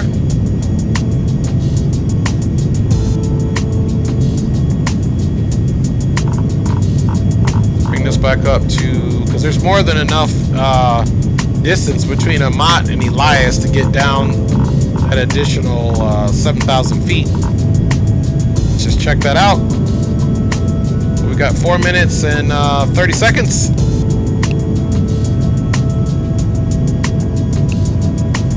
Alright, so let's come back, look at the flight plan. A Mach 22 and Elias. Yeah, so between the two, it's about, once we get direct to a Mach,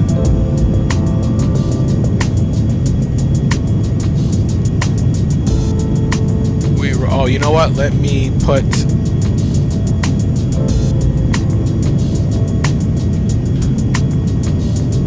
putting Elias into the route. Yeah, so from Amat to Elias it's 28 nautical miles. And we need to be down to 2,000.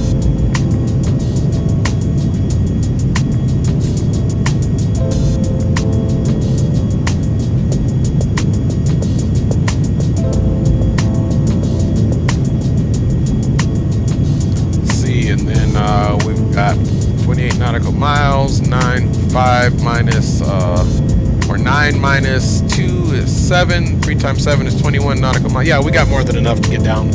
So as soon as we get to Amat, we need to go ahead and get down to that center 2,000 feet, however aggressive it needs to be.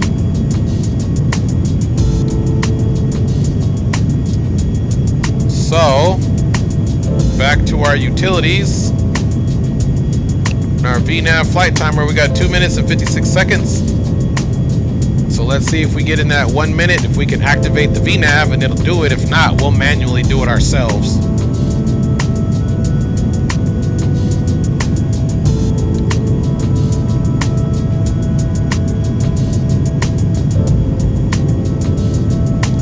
We'll see here in a second.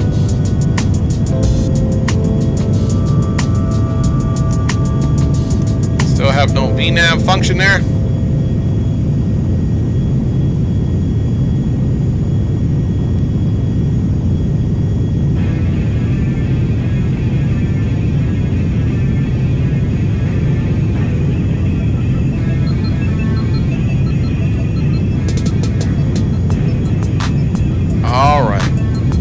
Pass into some little clouds here. Before we start our descent, as promised, let's get all of our anti-icing situation on here.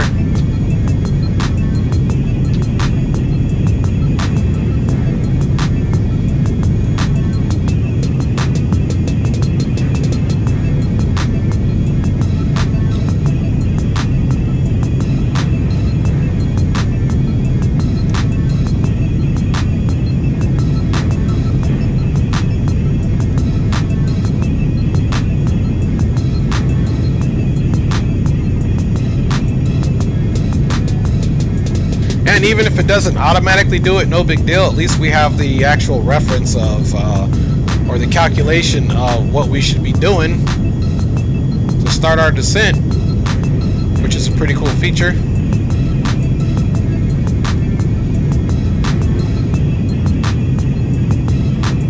Vertical track. There we go. Now maybe when it says vertical track,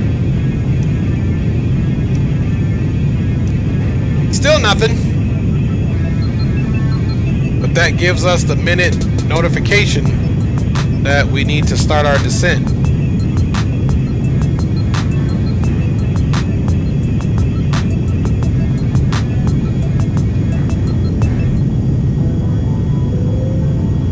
You can see here, this will be slowly working itself up to vertical speed of 1,800 feet per minute. That's when we're going to start.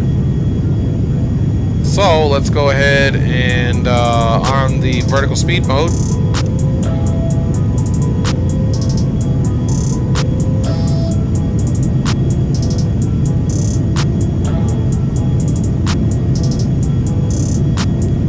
All right. And here we go, folks.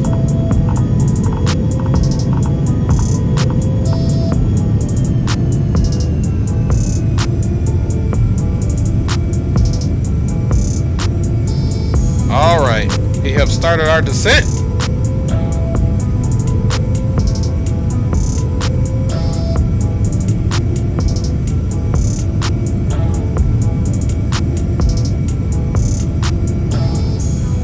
And it's pretty cool. It shows us the bottom of descent. So we'll be sitting here for about 12 minutes.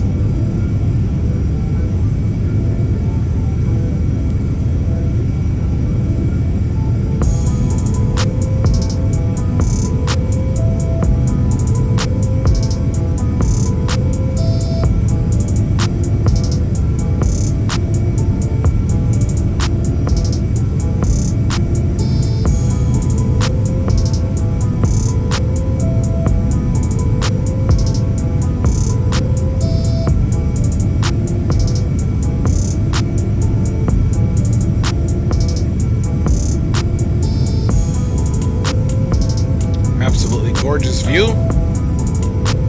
Alaska is full of nice wildlife areas for good fishing and hunting. Although I'm not much of a hunter, I'd rather get my food from the grocery store.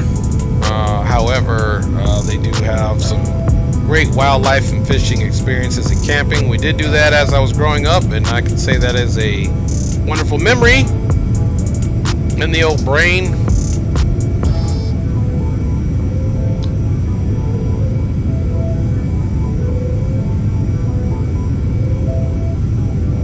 God, it looks like a volcano almost, the way it's formed. It probably is a volcano. I mean, it looks just like one, the whole formation of it versus a regular standard mountain. You can see the weather updating. Plane is like, what's going on? Alright, and we're getting that chop. Lucky us.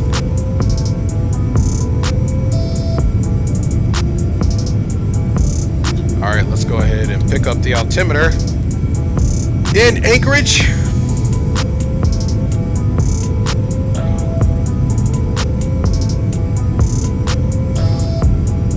Altimeter is 299er, and the winds are still 20 degrees, so basically out of the north. And the wind speed is 8 knots. Got a few clouds at 1,000 feet above, so we'll look out for that, and 20,000 feet as well. Alright, let's get 299er on the altimeter.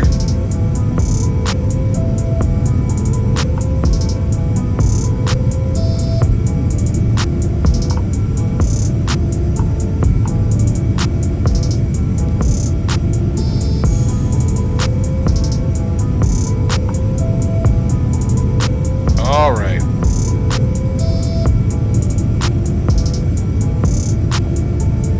Got 299er in on the altimeter.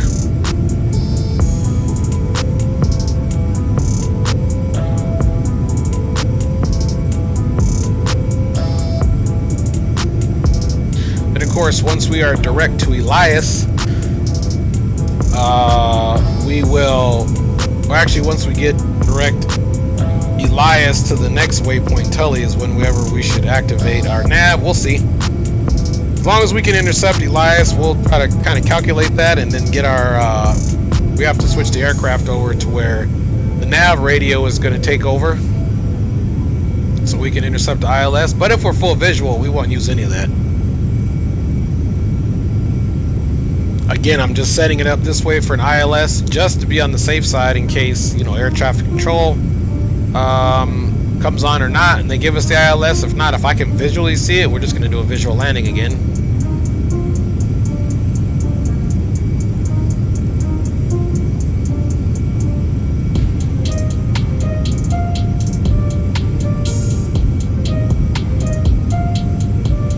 Alright, let's go ahead and bring our speed back.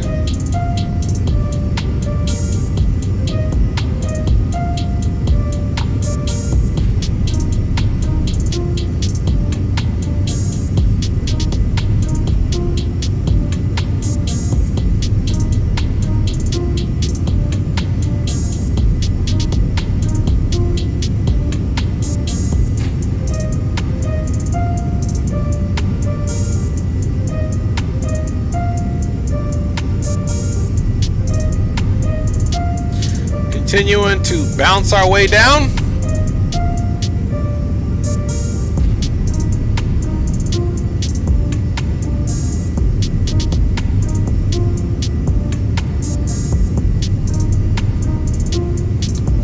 Our passengers are probably in the back just bouncing around back here. Sorry. Nothing we can do about it. Mother Nature.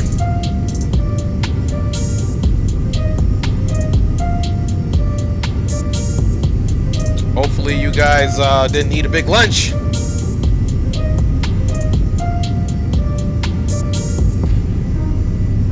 Oof.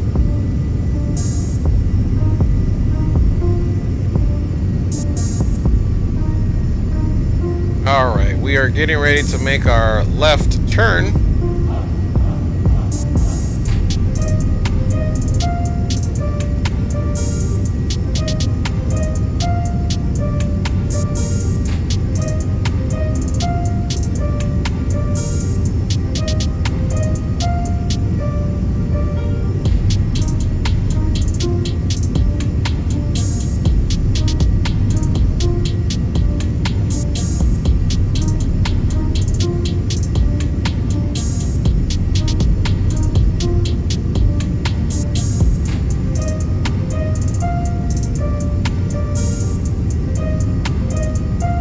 About 1,000 pounds of fuel or more, almost 1,100 if you will.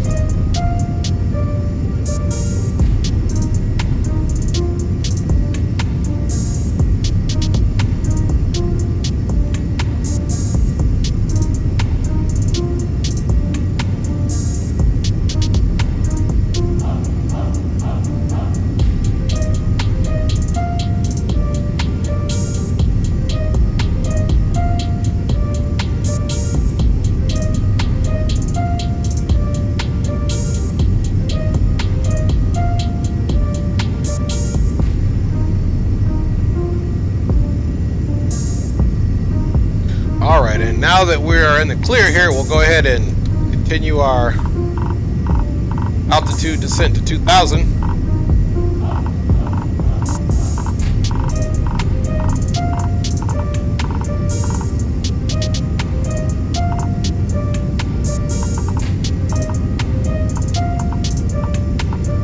There we go, 2,000. And let's look at, just double checking something else out here. Now we can come back in here to the utilities now that I know how to use this thing just by messing around with it. And we're definitely good to go. Top of descent, be there. So we're at 1,800 feet per minute. So we'll be, once we get past the mile, we'll keep an eye on this and we'll adjust our pitch to match up where we don't have to have, well, we can just, you know, adjust our vertical speed attitude to match what this is saying, and then we'll get there right at 2,000, and we won't waste any fuel on having to be at a cruising speed of whatever, and put more fuel in. So even now we can go ahead and start slow that descent down.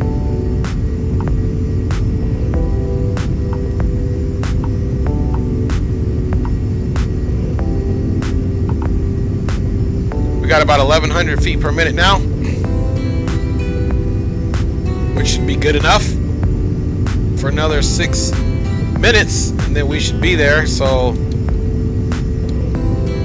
let's increase that by another 100 feet. We are below 10,000 feet, so let's go ahead and get our landing lights on.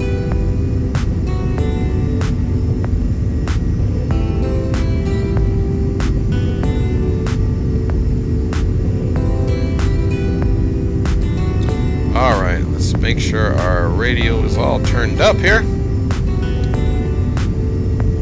which it is, so we can make our announcements.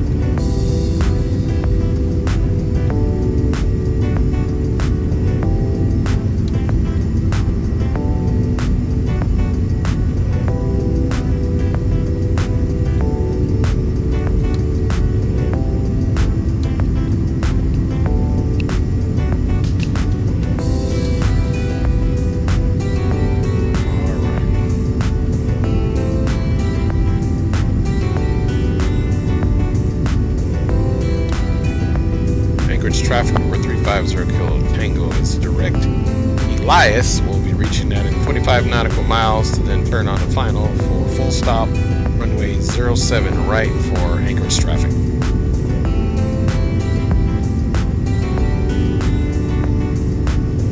There is another aircraft out there. I don't know if he's monitoring.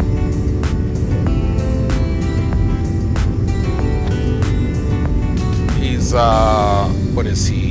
He is a 777 coming out of Japan, Tokyo. So he's been on flying for quite some time. Let's pull him in. So here we are.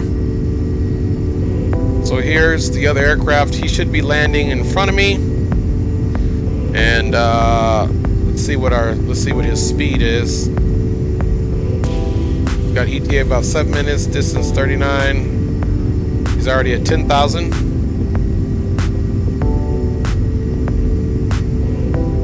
He is Cal 9273. This is call sign. Anyway, we made our call outs. All we can do is our due diligence.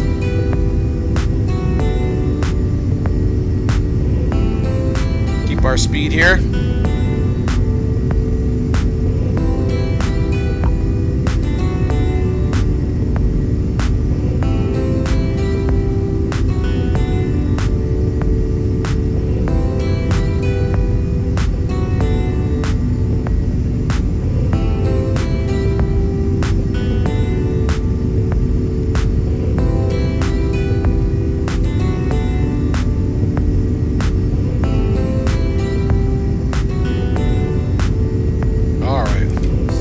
that vertical track. We can almost go back. Yeah, it's about halfway, so we'll leave it right at 1,000.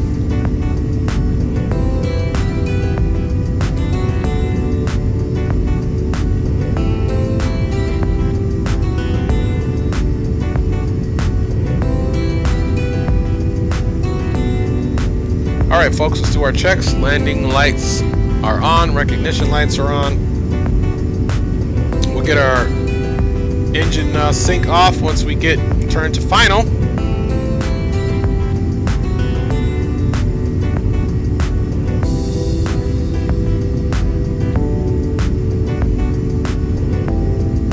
And of course we will get the aircraft all squared away to catch the ILS.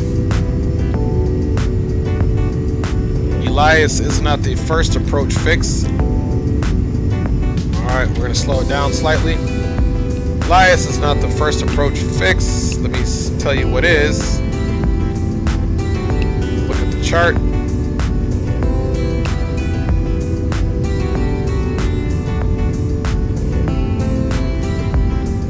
Okay, so Elias is going to be an initial fix.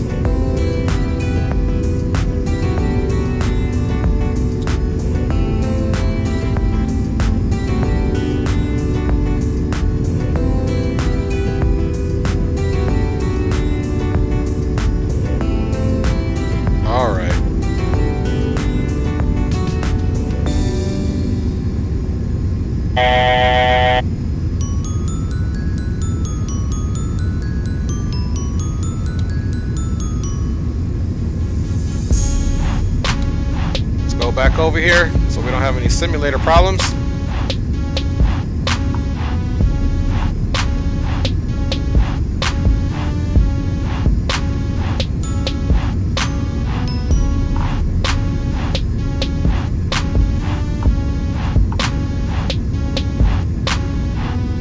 Alright, so I'm not going to be able to sync that up anyway. I'm going to have to come over here and just do it manually.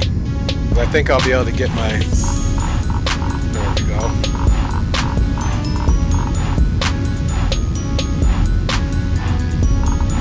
There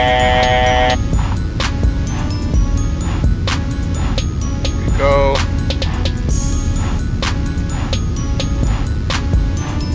So now we're on heading. Now we can take our nav and we need to put it on VOR 1.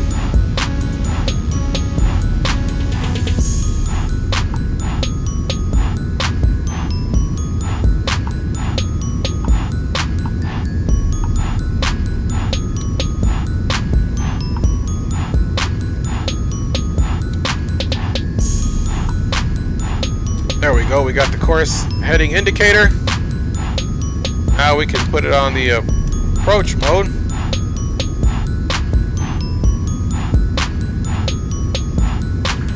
Anchorage to vehicle and 9273, your final approach running 06 line. Alright, so we can see that the have a safe landing. I'll be following you on final for 07 right in a Premier Beechcraft 1A, full stop for Anchorage traffic. Alright, so we've captured the ILS, which is a good thing. You can see right here. So now the aircraft has also got some glide slope going on there. So once this comes down, we'll actually capture the glide slope.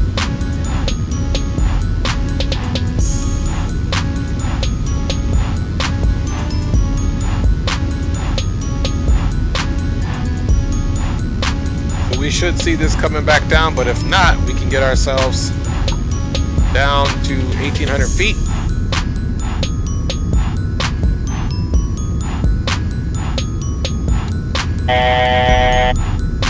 Okay, there's the runway. There's this guy right here. It looks like he's super high. All right, let's pull our power way back. I'm not sure if he's going to be making the landing or not. Looks like he's going around. Looks like he's going back up, so he must have went missed.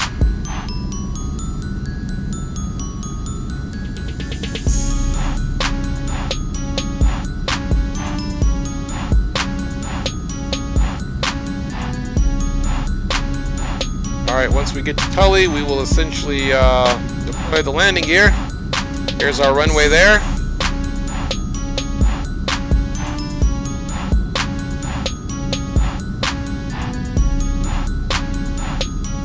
And again, we'll try to make Foxtrot. Slowed ourselves way down. He's definitely going missed.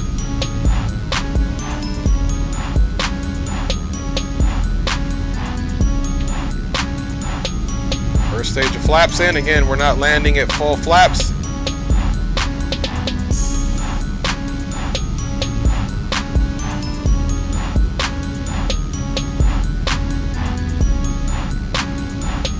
Vertical track.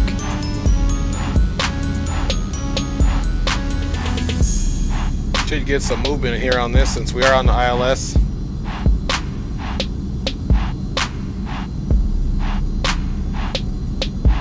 Not.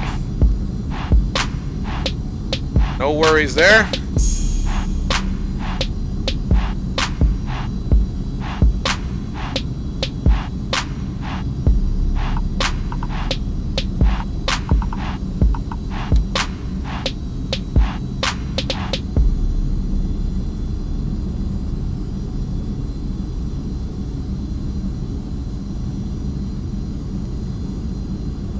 Alright, now the glide slope is going to be active, so it's going to come down, and so we are all good to go.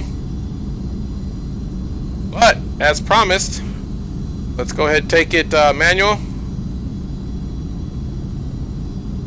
Landing gear's on its way down.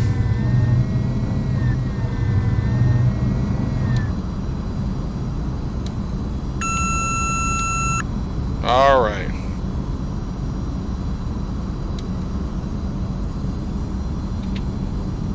Autopilot is off. Let's make sure we have landing gear down, 3 green, landing lights are on.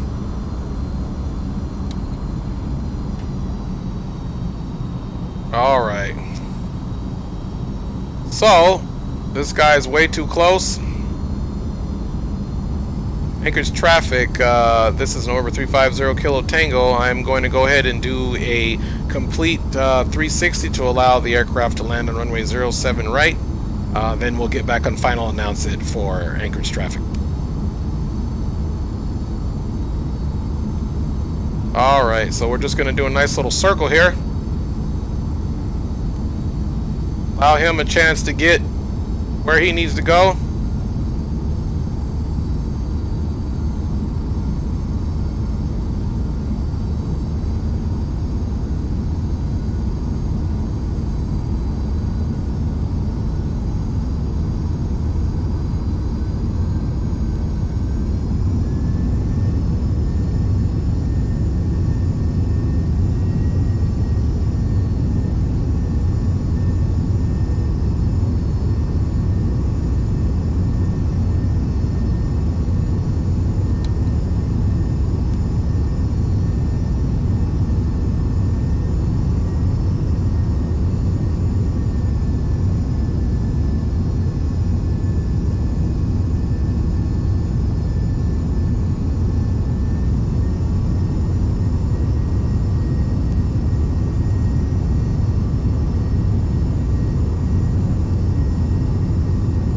Let's go ahead and make our turn back around.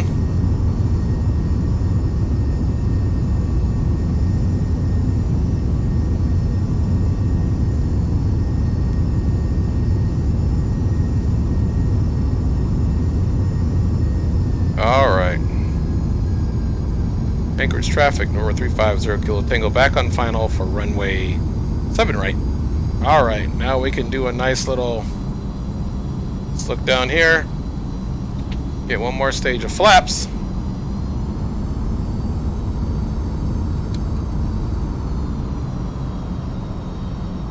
All right.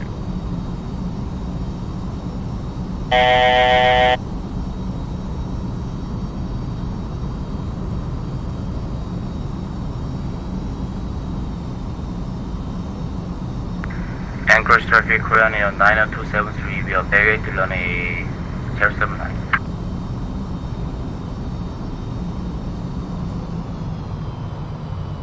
All right, we need to get down for sure.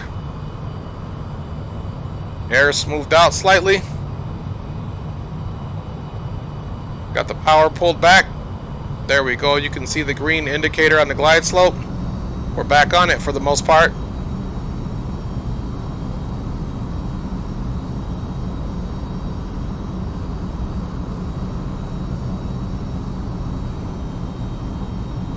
Alright, landing gear is down. Flaps are down to where they're going to go.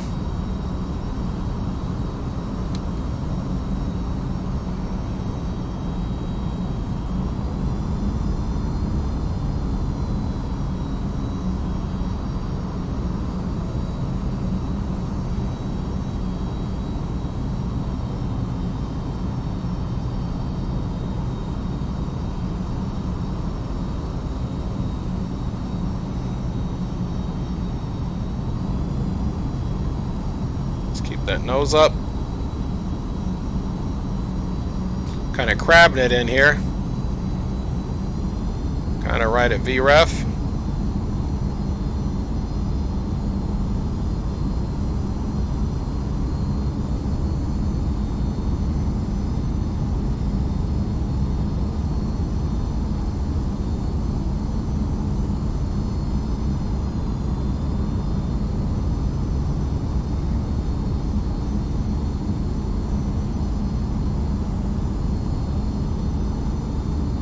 Alright, some rudder in there.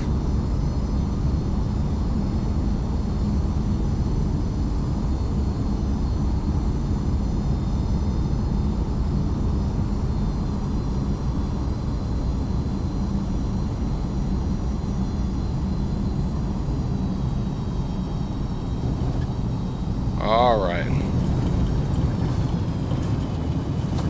Nose is down. Okay.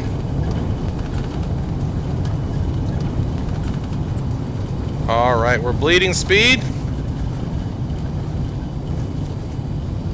Now we can most certainly look for Foxtrot.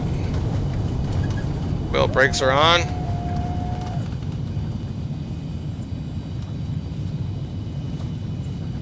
I don't think we've missed Foxtrot. So let's continue on down the field.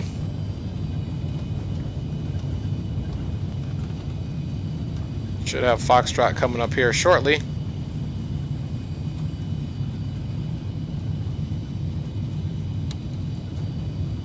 And I see it.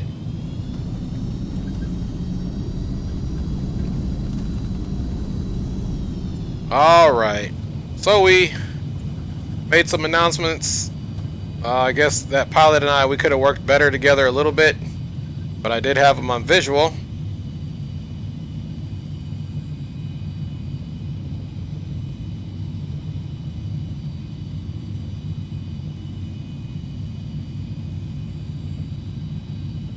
Alright.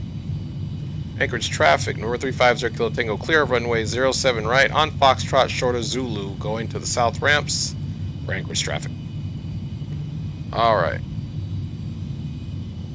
Landing off, strobe off.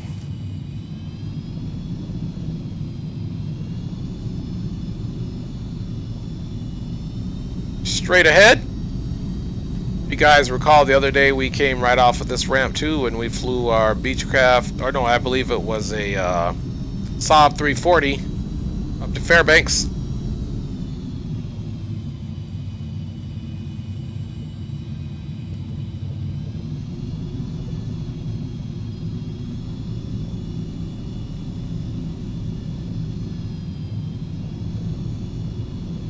All right.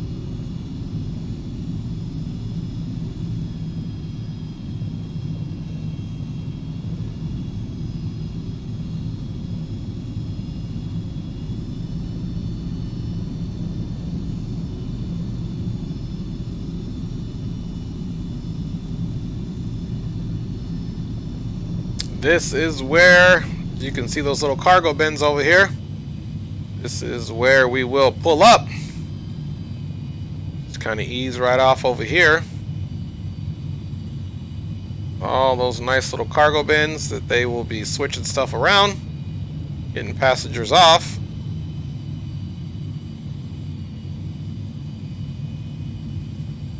Alright, folks. Go ahead and stop her here. Alright, folks. Parking brake is set. Of course. Let's go up top now. Turn off our... We'll leave the nav and the beacon on, of course. We're going to come down here and we're going to get a notable bing because we're turning off the generators. Just no worries. And we got to come here.